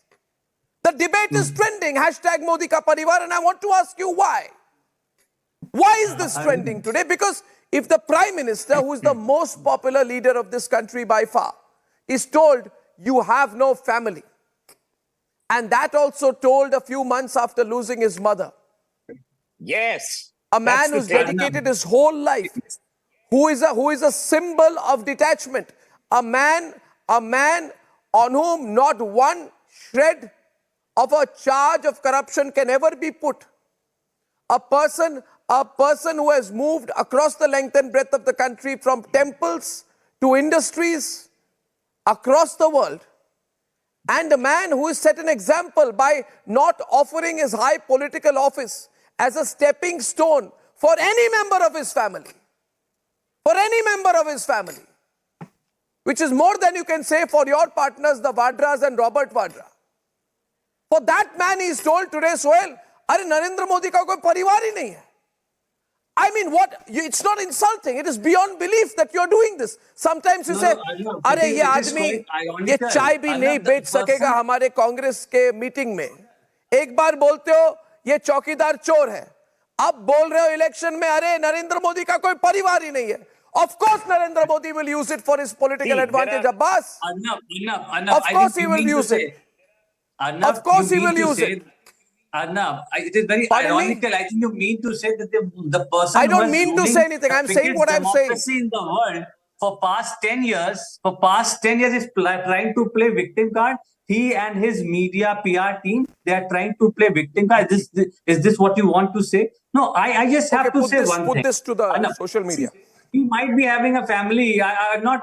No, I'll have a poll today. I also want to have a poll today. I want to have a poll. You bolte rahiye, मैं poll भी कराता हूँ. आप बोलिए. बिल्कुल, बिल्कुल. I am saying certainly the farmers on whom the pallets has been, thrown on them through these, drones. They were not part of Modi ka parivar. The 700 farmers who have died protesting, they were not Modi ka parivar. Has Bharatiya Janata Party government given any help to the families of the farmers? No, in Lakhimpur, those farmers on whom Ajay Mishra, Teni's son, who killed those farmers, they were certainly not Modi ka parivar. On an average, 35 youngsters, students commit suicide in our country. They are not part of Modi ka parivar. 20 sisters get raped every day on an average in our country. Are they not Modi ka parivar? But certainly, there is Modi ka parivar. I want to ask, is Mehul Choksi, whom the Prime Minister referred as Mehul Bhai, Modi ji ka parivar? Is Chinmayanand Modi ji ka parivar? Is Kuldeep Sengar Modi ji ka parivar? Is Upendra Rai Modi ji ka parivar? Or Ajay Mishra Teni Modi ji ka parivar? Because Ram Dular Gaur, a BJP MLA who has got convicted for rape, it seems that, these people are Modi ka parivar. I want to ask, who is Modi ka parivar? But the people of the country, okay, Arnab, you're making the same point. Of this country, they are certainly not Modi ka parivar, because Modi ji and his government failed. Yeah, I want to come in here for a minute. I want to come in here just before Gaurav does. Every time Arnab Goswami Abbas, on with your that channel, long intervention. No, 1 minute. Every time on your channel. Yeah, okay, so I'll go in and then Gaurav will come in, opening it up. I'm hearing the following. Number one, in the last 10 years, Narendra Modi has destroyed democracy. Number two, this. I want to ask, and all three spokespeople, and I don't mean to flatter any of you, are reasonable people, bright people. You tell me, if democracy was absent, would Narendra Modi have sacrificed even one state going to an opposition? Lokesh remembers the fight that happened in West Bengal between Mamata Banerjee's TMC and the BJP. Who won? The TMC. If democracy was absent, would that have allowed to be happen? Why do we denigrate the political structure of our country because we cannot beat a particular individual and his party? Because in doing that, you are denigrating everything that we have been built with, built for, and built by. Number one. Number two, Reena mentioned, and I want to ask Reena, there is general debasement in our political discourse. It is not about Modi. It started with people abusing the Prime Minister even when he was exonerated by no less than the Supreme Court. Who do you want in India should work? You don't believe the Supreme Court. You don't believe the Election Commission. You don't believe the voters. Who do you want to vote? Who do you want to believe? Where should Narendra Modi go for validation? Arnab, can I respond, please? Suhail asked me a question. Can I get location and then Gaurav respond substantially to the points out here? Can I have a brief response from Lokesh and then come back to you? Because he's not spoken and then I'll have Gaurav come in. Then we're opening it up. Lokesh, there is still an opportunity here. You see, this is going to work very, very badly against you. Let me predict this. I told the Congress this in 2019. They did not listen. They said, no, Chaukidar Chor hai will work perfectly. In the Rajasthan elections in 2018, Rahul Gandhi started saying Chaukidar Chor hai. It worked against him, but the party did not learn its lesson. It continued up to 2019, and you know how the people responded. You got reduced to 50 seats. What I'm trying to say, Lokesh, as a well-wisher of the Vadra Congress, that you should stop right now. If you don't stop right now, if you make this an issue, you'll be run over. If you keep saying this, inka parivar kaun hai? You should understand how hard people are responding right now. Bhasmasur, all that is one thing. But when you say Narendra Modi ka parivar hi nahi hai, the Prime Minister will go to every rally and say, they say I have no family. Are you my family or not? And there'll be an emotional tug that goes beyond welfare schemes. That goes beyond anything. There's an emotional tug. You need to understand this. You are telling the most popular Prime Minister that he has nobody who is close to him. Parivar ka matlab kya hota hai? Not just blood relatives. It also means people who care for you. Not just your kith and kin. It means your people who are willing to lay down their lives for you. When the Prime Minister makes that statement today, did you see the response among the people? Lokesh. Arnab, what I see over here is a shift in the image projection that Mr. Modi is doing. From someone who was radical right-winger, he's trying to project himself as Nehru, as someone who is egalitarian, someone who is humane, a humanist approach, and someone who wants to present himself as a mass leader rather than limited to one particular religion. But the question is, does the ideological basis on which he's trying to project himself so support his kind of narration that he is up to? That's the answer is no. There are a lot of sections in society who have been alienated since the last 10 years of the regime, and they still are. So in fact, this entire narration of Modi ka Parivar is going to backfire because since 2014, Parivarvad was an arsenal that was very much used, politically exploited by the BJP. And now Mr. Lalu Prasad Yadav has played a wonderful stroke because he brought the BJP in his pitch. And with BJP acknowledging Modi ka Parivar, acknowledging that, okay, fine, we are also a Parivar, that the very arsenal of Parivarvad has become dysfunctional now. Now Modi ji would have to have a lot of challenges. Bhai is parivar mein ab question पूछा जाएगा कि भैया मौसा कौन है, बुआ कौन है, अब वो गौतम गंभीर, हर्षवर्धन गोयल जो परिवार से निकल गए, अब जो भी लोग परिवार से जुदा हो रहे हैं, अभी भाई परिवार किसी का तो बदलता नहीं है. हमारे गौरव भाटिया जी किसी टाइम पे समाजवादी परिवार के थे और अब जो है परिवार बदल लिया इन्होंने. भाई पार्टियां बदलती है, परिवार नहीं बदलता. And this form of a narrative, Modi ka Parivar, is something very different from Maybe Chaukidar and other forms of narratives that had been set. It is not going to work politically at all. And let me tell you, this is one narrative that's going to be unsuccessful. It will be a damn spin. I think that I understand what you're saying. And before Gaurav responds, I want a 30-second intervention. Viewers, I remember before the last elections when the word Panauti was being used and they put out memes saying Panauti-e-Azam, Panauti tum kab jaoge. It looked like some overgrown children who have no idea of India, society, governance or politics were sitting and making memes and thinking they'll influence an election. You know what happened after that and how the Congress lost. Having said that, it's quite clear to me, Gaurav, that instead of trying to turn back, the opposition is digging its heels in and is saying tonight that they have made you respond. They say Modi ka Parivar is a response by you to their brilliant campaign ki Modi ka koi parivar nahi hai. They are looking at this as a reaction and that reaction to be an acknowledgement of the success of their negative campaign. Gaurav. So Arnab, the opposition is not digging their heels in, rather they are digging their grave. And I will tell you why. Lokesh admitted that Maybe Chaukidar was a very successful campaign because this one is not. But I will tell you, we must remember there is a line that I am using and it very aptly summarizes the attitude of the opposition and the people of the country.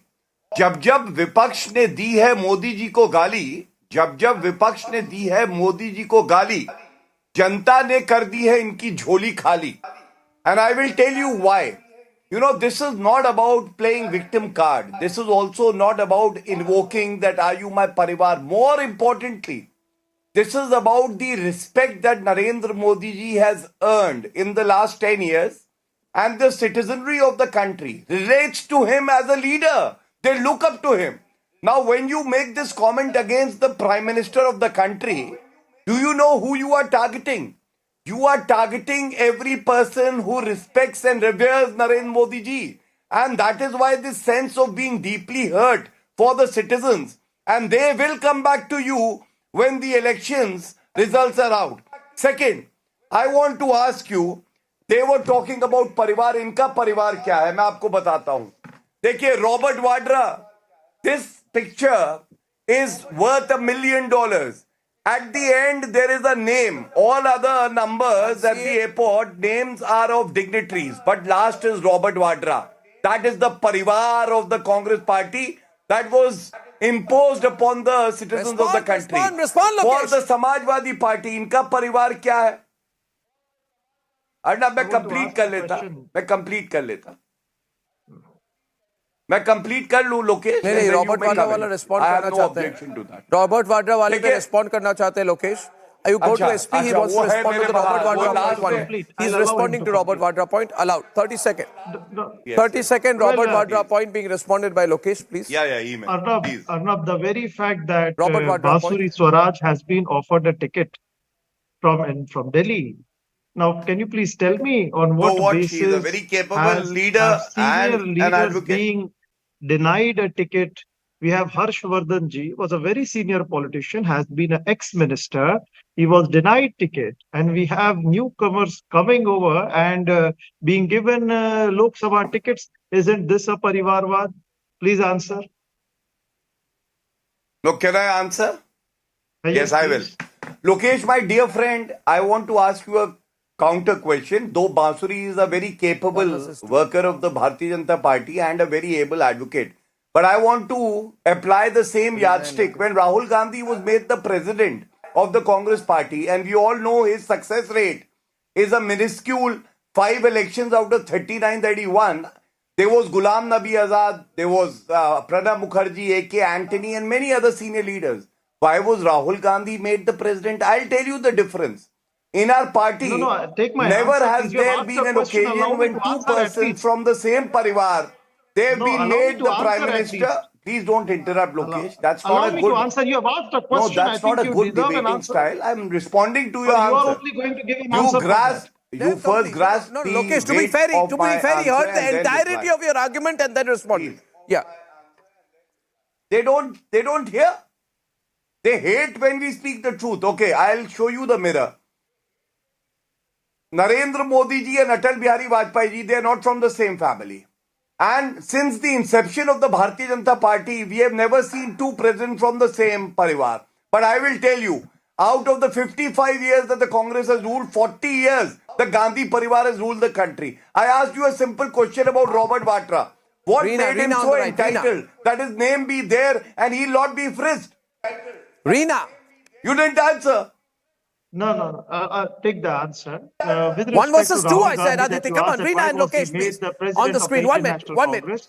Prior to that, he had served as the president of the Youth Congress. He was very much a member of the Congress, working, and slowly and steadily he rose up to that level and he led the Congress party. Will become the next president of the Congress. After even being active in the politics, he was not made the prime minister. Lokesh. The Prime Minister was Mr. Manmohan Singh. Also in 2009, the entire election campaigning and the electioneering was done by Rahul Gandhi. But still we had Prime Minister Manmohan Singh leading the government. Today is a very important day in national television in India. Are you saying on national television that Rahul Gandhi is where he is today because of merit and nothing else? You're saying he's meritorious? You're saying he's experienced? And he's the most valuable intellectual in the Congress party. The very charge is a great cricketer, right? No, the very charge. Reena sitting back on that. Reena is coming in sharply. In BJP is something that I refute, and I. Reena is coming in sharply. Allow Reena. Of course, Jay Shah is where he is because of his merit, right? Nepotism in BJP as in any other political party. So the hypocrisy of BJP to claim that it is something beyond Reena, now let's be practical here. Let's be practical here. You have a general election coming, and you've got to make a choice tonight. If I was to ask you, Reena, if I was to ask you on the singular question, that you know how things have gone in the past. You know how Chaukidar Chore went. You know how Chaiwala comment went. You are strategic, and you are so strategic that Arvind Kejriwal tries not to take an anti-Hindu position even when other India Alliance members do so. Would you support this personal attack on the Prime Minister saying, Narendra Modi ka koi parivar nahi hai? Are you also going to join the group of parties who say Narendra Modi ka koi parivar nahi hai? Or would you rather say that that was a wrong comment? Let's stop attacking him personally. Make this about issues. A personal attack is a lost cause. Take a stand on it, Reena. Take a stand. Arnab, Bharatiya Janata party के पैरों के नीचे से जमीन खिसक रही है. Look at Delhi.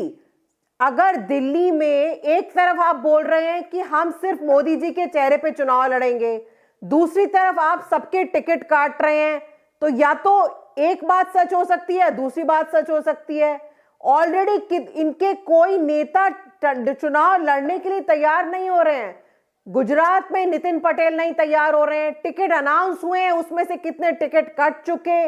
So it is very clear, Arnab, that they are on very shaky ground, and they know that the youth of the country, the farmers of the country are rising and asking questions कि 10 साल जुमलेबाजी कर ली, 10 साल बेवकूफ बना लिया, अब कोई बेवकूफ नहीं बन रहा है. अब लोग पूछ रहे हैं कि आप भ्रष्टाचार करते रहते हैं, फिर आपने अशोक चौहान को क्यों ज्वाइन करा लिया, फिर आपने हेमंत विश्व शर्मा को क्लीन सर्टिफिकेट दे दिया, शुभेंदु अधिकारी को क्लीन सर्टिफिकेट दे दिया, किसी की ईडी की फाइल्स खो गई. तो आप 10 साल से ज्यादा देश के लोगों को आप जुमलेबाजी में नहीं फंसा सकते हैं ना. It is very clear, and that is the reason why can I quickly respond, Arnab? Lot of wrong facts being stated. Ask them why are they changing all the tickets in Delhi? क्यों सबके ticket काटे जा रहे हैं? करते हैं, fact और check. बांसुरी स्वराज परिवारवाद का एग्जाम्पल नहीं है तो और कौन है? वहां दूसरी तरफ देखिए आप, राजनाथ सिंह के बेटे, वो परिवारवाद नहीं है, जयशाह परिवारवाद नहीं है, पंकजा मुंडे परिवारवाद नहीं है. परिवारवाद का अगर आप शुरू करेंगे ना तो ऊपर से नीचे परिवारवाद के अलावा कुछ है ही नहीं भारतीय जनता पार्टी में. कभी अपने गिरेबान में झांक के देखें कैसे इस तरह से सफेद झूठ ये बोल लेते हैं. ताज्जुब होता है इस बात का. ऊपर से नीचे लेकर सारा परिवारवाद और बाकी सारी पार्टियों का भ्रष्ट कूड़ा करकट जो है वो भारतीय जनता पार्टी में ज्वाइन कर लिया है. I gave you a full 2.5 minutes uninterrupted on this one. He's saying that, get your point here. She's saying, Gaurav, that you may want to make Modi ka parivar a campaign, but you are on soft ground. I'll respond. You are on soft ground on the issue of parivarvad. She's linking the Modi ka parivar to parivarvad per se. Yes, Gaurav. Okay, let me respond. Let the viewers decide whether I am on a firm ground or a soft ground. First, इन्होंने कहा इनके पैरों के नीचे जमीन नहीं है, तो मैं भी अर्ज करूंगा, पापी आपके पैरों के नीचे जमीन नहीं है, गजब ये है फिर भी इन्हें यकीन नहीं है. And we are weak. Arnab, do you know Delhi? I will only talk about Delhi. 2 Lok Sabha election 2014 and 19. Do you know 7 out of 7 seats won by the Bharatiya Janata Party? We are weak as per the AAP spokesperson, but they enter into an alliance with Congress. Ticket क्यों कटा? मीनाक्षी लेखी का ticket क्यों कटा? बेचारे हर्षवर्धन जी का ticket क्यों कटा? verbal diarrhea. इस बात का जवाब दो ना. Suffering from verbal diarrhea, and I will Delhi में wait for my turn. अगर मोदी जी के नाम पे चुनाव लड़ना है तो किसी को खड़ा कर दीजिए. Let him complete now. Reena, let him complete. I know the election is coming close. I know it's going to get hot. Gaurav. Okay. It's so much fun. No personal things, please. We've gone well so far. It's 46. Great debate. Arnab, 1 minute. Gaurav, continue. We'll let a rebut from Abbas. I will make a very pointed rebuttal. ठीक है. They say that, we are weak. I want to ask you, Arnab, in Delhi, we are contesting all 7 seats. They have entered into an alliance, and Arvind Kejriwal had said, Sonia Gandhi को jail जाना चाहिए. Arvind Kejriwal had said, मैं अपनी बीवी की कसम खाता हूं, मैं कांग्रेस से समर्थन नहीं लूंगा. But the most objectionable part, Arnab, of Lalu Prasad Yadav's statement is what? Do you know? उसने कहा, नरेंद्र मोदी जी की कितनी संतान है. Arnab, listen, please ask her to be quiet. It is none of my business or it is not anybody's business to ask Lalu Prasad Yadav की कितनी संतानें हैं, अरविंद केजरीवाल की कितनी हैं. अरे judge a leader by the substance that he offers to the people, the hard work that he put in. किसकी कितनी संतानें हैं, इससे तुम इलेक्शन जीतोगे. इलेक्शन जीतोगे नहीं, जमानत जब्त हो जाएगी. They will this time create a record of sorts by forfeiting deposit in the maximum number of constituencies. People will give them a befitting response. Arnab, Can't hear you. Abbas. Arnab, जब इनके पास तर्क नहीं होता है तो ये ट्रक के पीछे लिखी हुई शायरी पढ़ दे. मैं भी एक शेर पढ़ना चाहूं. देख जिंदा के परे रंग चमन जोश बहार, देख जिंदा के परे रंग चमन जोश बहार. आपकी तो पंचर साइकिल, आप ट्रक के पीछे कहाँ लग गए? ट्रक से बच के चलिएगा, साइकिल टूट जाती है जैसे आपकी टूट गई. टायर हो जाएगा पंचर, हवा निकाल गई, हवा निकल गई. Afzal Ansari has come with a pump. इनके फटे टायर में हवा भरने के लिए अफजल अंसारी मिला है. बताना पड़ेगा क्या? मतलब बताना पड़ेगा. अरे आप अपना परिवार नहीं संभाल पाए. This is not right. Akhilesh remove Mulayam Singh Yadav from the post of president. Shivpal Yadav also left the party and you were teaching us about परिवार. आप तो यादव परिवार नहीं संभाल पाए. Okay. Can you answer one question? Can I ask you a question? तब मैं एक जिम्मेदार पार्टी के पद पे था. So don't tell me about this. Not let's stick to the debate. Why couldn't you ever find a person outside the Yadav परिवार to become the president of Samajwadi Party? Since inception. Yadav परिवार Can you tell us? you are sitting here. ये बताइए ना. कौन जानता था आपको? क्या थे आप? मेरी बात छोड़िए. यादव परिवार का गला बचाने वाले मेरे फादर और मैं हैं. इससे बच जाइए. बड़ों के बीच की बात को रहने दीजिए. चादर हटाएंगे तो आप नंगे हो जाएंगे. Remember that. एहसान फरामोश वो व्यक्ति है जिसकी गर्दन बचाई है मैंने. समझ गए? अपने मालिक के पास जाके पूछना, आपके मालिक को किसने बचाया था, पता चल जाएगा आपको. Who was Akhilesh Yadav's advocate? Please ask him. And I have a lot of respect for Mulayam Singh Yadav ji. Okay. So I will not say anything. But Akhilesh Yadav की गर्दन बचाई किसने, ये पूछिएगा. अगर आपको एंट्री मिल जाए उनके घर में कभी, वरना चाय पकड़ के बैठिए, चाय पीजिए. Abbas, let Abbas continue. This is going personal. I don't like it. Abbas, louder Abbas. Can't hear you. No, देखिए बेसिकली ये लोग जो है ना, इनको सिर्फ सत्ता चाहिए. सत्ता के लिए किसी हद तक गिर सकते हैं. ये भूल जाएंगे किसकी वजह से यहाँ पे बैठे हैं. ये भूल जाएंगे कि किसने किसको कहाँ तक पहुंचाया. बाप को कुर्सी से हटा दिया, पिताजी को धक्के मार के हटाया. औरंगजेब के बाद कोई है तो वो अखिलेश है. You know that? किसने हटाया मुलायम सिंह यादव को प्रेसिडेंट की पोजीशन से? Because I'm ending with a question. किसने हटाया बताओ? I'm ending with a question here. This is completely no, Reena. This has gone south in a different direction. All I'm saying is, viewers, do you believe that the opposition needs to retract? Because I get a sense. I may be right, wrong. I'm usually not wrong about these things. I get a sense that the BJP will center a large part of its campaign around two things: one, Modi ki guarantee, and two, Modi ka parivar. So I think the opposition needs to formulate something more comprehensive in response to that. Viewers, great debate there. When I come back on the other side, much depends on the Tamil Nadu thrust of the BJP. If you're watching the political trends, you will see that in the last few weeks and months, the focus of the BJP has been a lot more on Tamil Nadu. But can it make a real electoral dent? In a few minutes.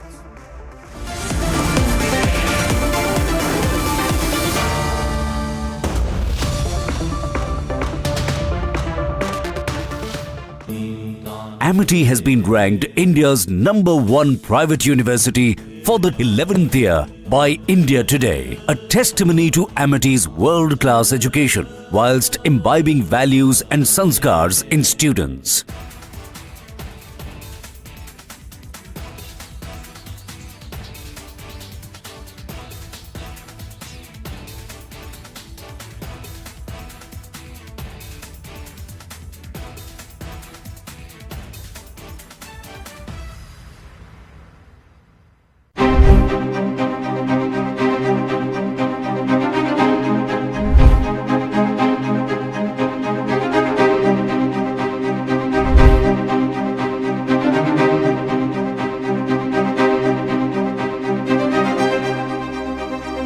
If somebody is owning as an elected representative in democracy, a constituency for 40 years, imagine what it should have been by today. If this is what the gift they can give, I think it's enough that they take retirement now. धर्मो रक्षते रक्षितः 21 लाख वोटरों का जो आंसू आज तक बहते आया है, शायद उसका गूंज दिल्ली तक सुनाई दिया है, तो जंग का ऐलान कर दिए है।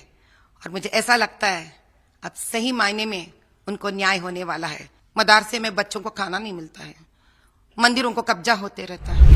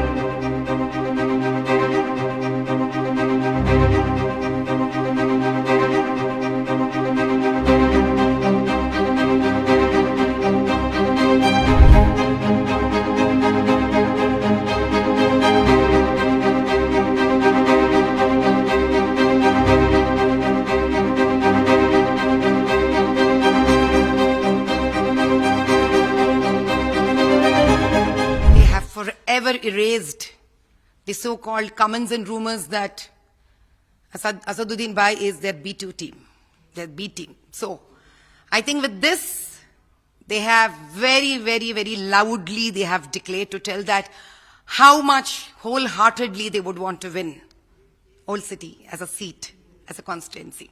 So I'm excited and thrilled that they have really done so much of justice towards the constituency, and they've given me such a golden opportunity to really work hard with complete passion and dedication. I'm thankful to them. Ma'am, 40 years the Owaisi family has been ruling over the Hyderabad constituency. They have his Assad's father Salahuddin has won the constituency, now Assad has won. Altogether a period of 40 years. So how do you think that you could, fight against the thing? Do you think that, what are the key aspects that you would want to raise in the constituency? First of all, I would want to tell you that the biggest disadvantage that they run today is the kind of plight that have left the entire Old City constituency.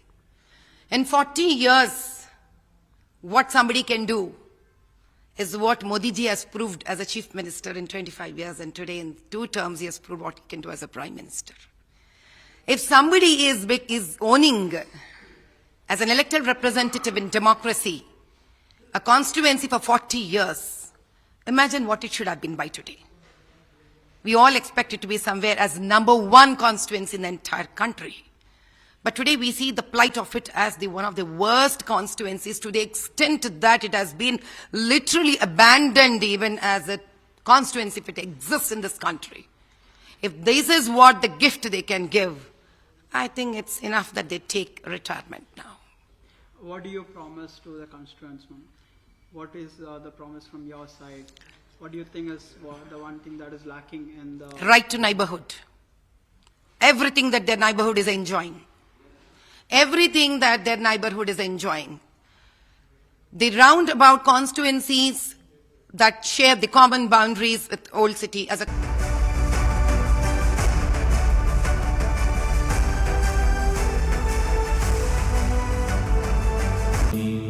Amity has been ranked India's #1 private university for the 11th year by India Today, a testimony to Amity's world-class education whilst imbibing values and sanskars in students.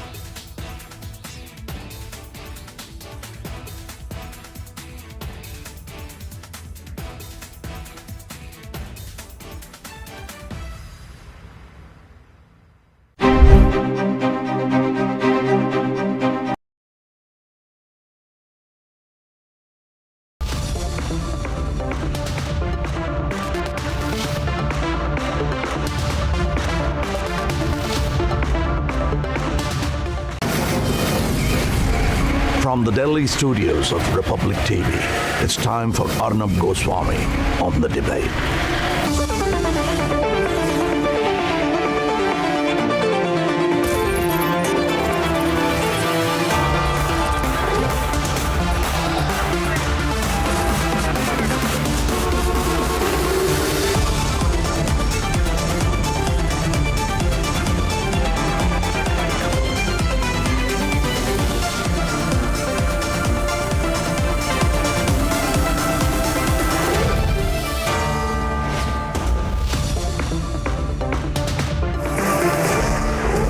Welcome back, ladies and gentlemen. Now it's time for the nation's sharpest opinion. And the strategic concentration of the BJP in Tamil Nadu could be the focus point and possibly a game changer, in my view, for the BJP this time around in 2024. Please watch and observe the number of times the Prime Minister has gone there, the terrific ground and organizational work being done by Annamalai, the Tamil Nadu BJP chief, the razor-sharp aggression with which the Prime Minister is approaching the campaign in Tamil Nadu is indicating to me that the BJP believes they have a real shot at making mega inroads into Tamil Nadu for the first time in history. From cultivating solid local leadership to the Prime Minister leading the campaign ever since the first week of January indicates that the BJP is getting a whiff that they have a solid shot based on a loyal base of cadre that has been cultivated silently and steadily. Whether it will deliver electorally or not, the BJP strategy is looking stark to me in contrast.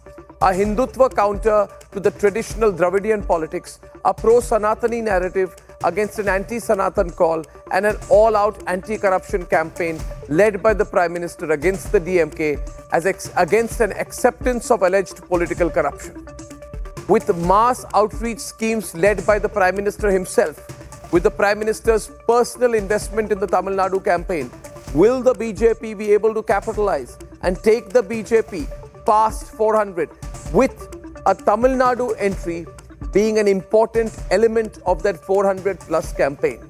Can Tamil Nadu be a game changer? Or alternatively, will the BJP gain in vote share this time to make electoral dividends the next time? Is this therefore the game changer election in terms of vote share, if not seat share? Ladies and gentlemen, let's debate.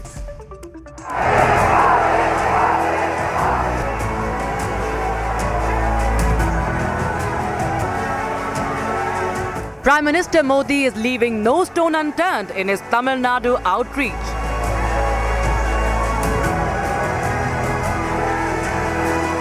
Prime Minister Modi has visited the state for the fourth time in the past 3 months. Come Chennai, जल्द ही भारत को दुनिया every time top 3 economy बनाना Chennai, इसमें तमिलनाडु की energized Chennai की भी by the people बड़ी भूमिका है. It is भारत सरकार great to be here. Chennai जैसे शहरों को विकसित करने के लिए निरंतर काम करे. From offering prayers at the revered Sri Ranganatha Swami temple in Trichy to taking holy dip in Rameshwaram, to inaugurating multi-crore development projects, Prime Minister has prioritized the Vikas push in the state.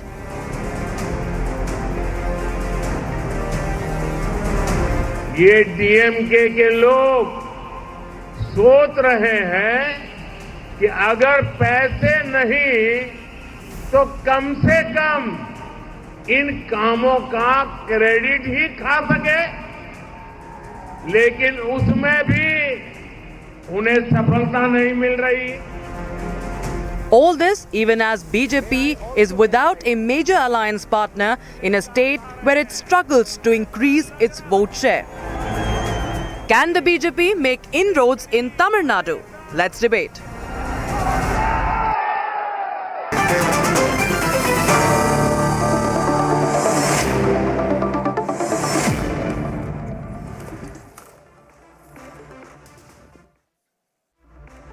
Okay, we're analyzing tonight the likely impact on Tamil Nadu politics, on politics in the south in general, Tamil Nadu in particular. Professor Jyotsna Tirunagari is national spokesperson of the TDP from Hyderabad. Pulla Rao generally leans towards the DMK from Chennai. Kovai Satyan of the AIDMK and Tuhin Sinha of the BJP. Pulla Rao, have you been following the Prime Minister's rallies and the nature of the campaigns, the size of the crowds, and the frequency with which he is visiting Tamil Nadu, and the amount of his own personal time and investment, in Tamil Nadu? Even before the inauguration of the Ram Mandir in Ayodhya, he visited the temples in Dhanushkodi, in Arichal Munai on 21st January, Madurai, Rameshwaram. So it's clear that this is working to a plan. And now the fourth visit this year, where he attacked the DMK management of the floods. So how do you view this, and what do you think the electoral impact of this is likely to be this time? See, there's no doubt the BJP is growing. As your titles in the show says, there will be vote share increase. Will they turn into seat share? That's highly doubtful. Don't forget, in the last election, DMK front won 38 of 39, and I think they captured nearly 55% of the vote, as opposed to the 30-35% vote by ADMK and the BJP. You can grow, but you don't grow exponentially. BJP has been growing incrementally. Everybody can see that.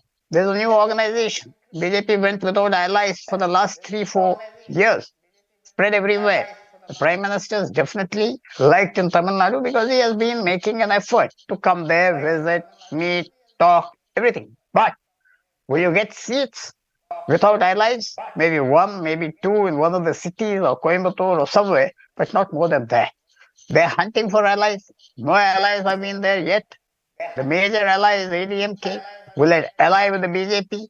And there has been a lot of bad blood between the ADMK and the BJP in the last 3 years for local reasons. Will they be able to get over it? Will their votes transfer? All these are questions. There are hardly 10 days left. I would personally feel that there may be a surprise alliance. ADMK also may come around because it doesn't see any purpose of vote division of the opposition. But to think, yes, you also said, will this help in the future elections, 2029? Yes. One point I want to tell you, in states like Kerala, Tamil Nadu, Andhra or Telangana, for the BJP to grow, it will grow incrementally. The catchment is the new voters. Every year, the 2 or 3% new voters, young voters who come in, they can go to them, they can convince them if they work. There can't be any gaps in this working. So that is the thing which the BJP is definitely hitting in Tamil Nadu. Did you see the... But did you see the... I don't know if you saw the comments of the Supreme Court slamming Udayanidhi Stalin. He went there under Article 32. And the court said today, it's all in the context of the abuse to the Hindu religion, abuse to Sanatan Dharma. And the court said that you abuse your rights and the freedom of speech and expression and right to freedom of religion. And then you come to the Supreme Court for protection under Article 32. Do you not know the consequences of that? So you said, how will the BJP go? You said gradually and incrementally. I think the BJP could go dramatically because there's going to be a consolidation of the Hindu vote. But before that, I'd like to ask Kovai Satyan, is there any possibility of a patch-up with the BJP, which Pulla Rao was hinting at? Maybe in the dreams of Mr. Pulla Rao, who wants to paint a picture that AIDMK is extended arm of BJP. However, the doors are closed, not only 2024, but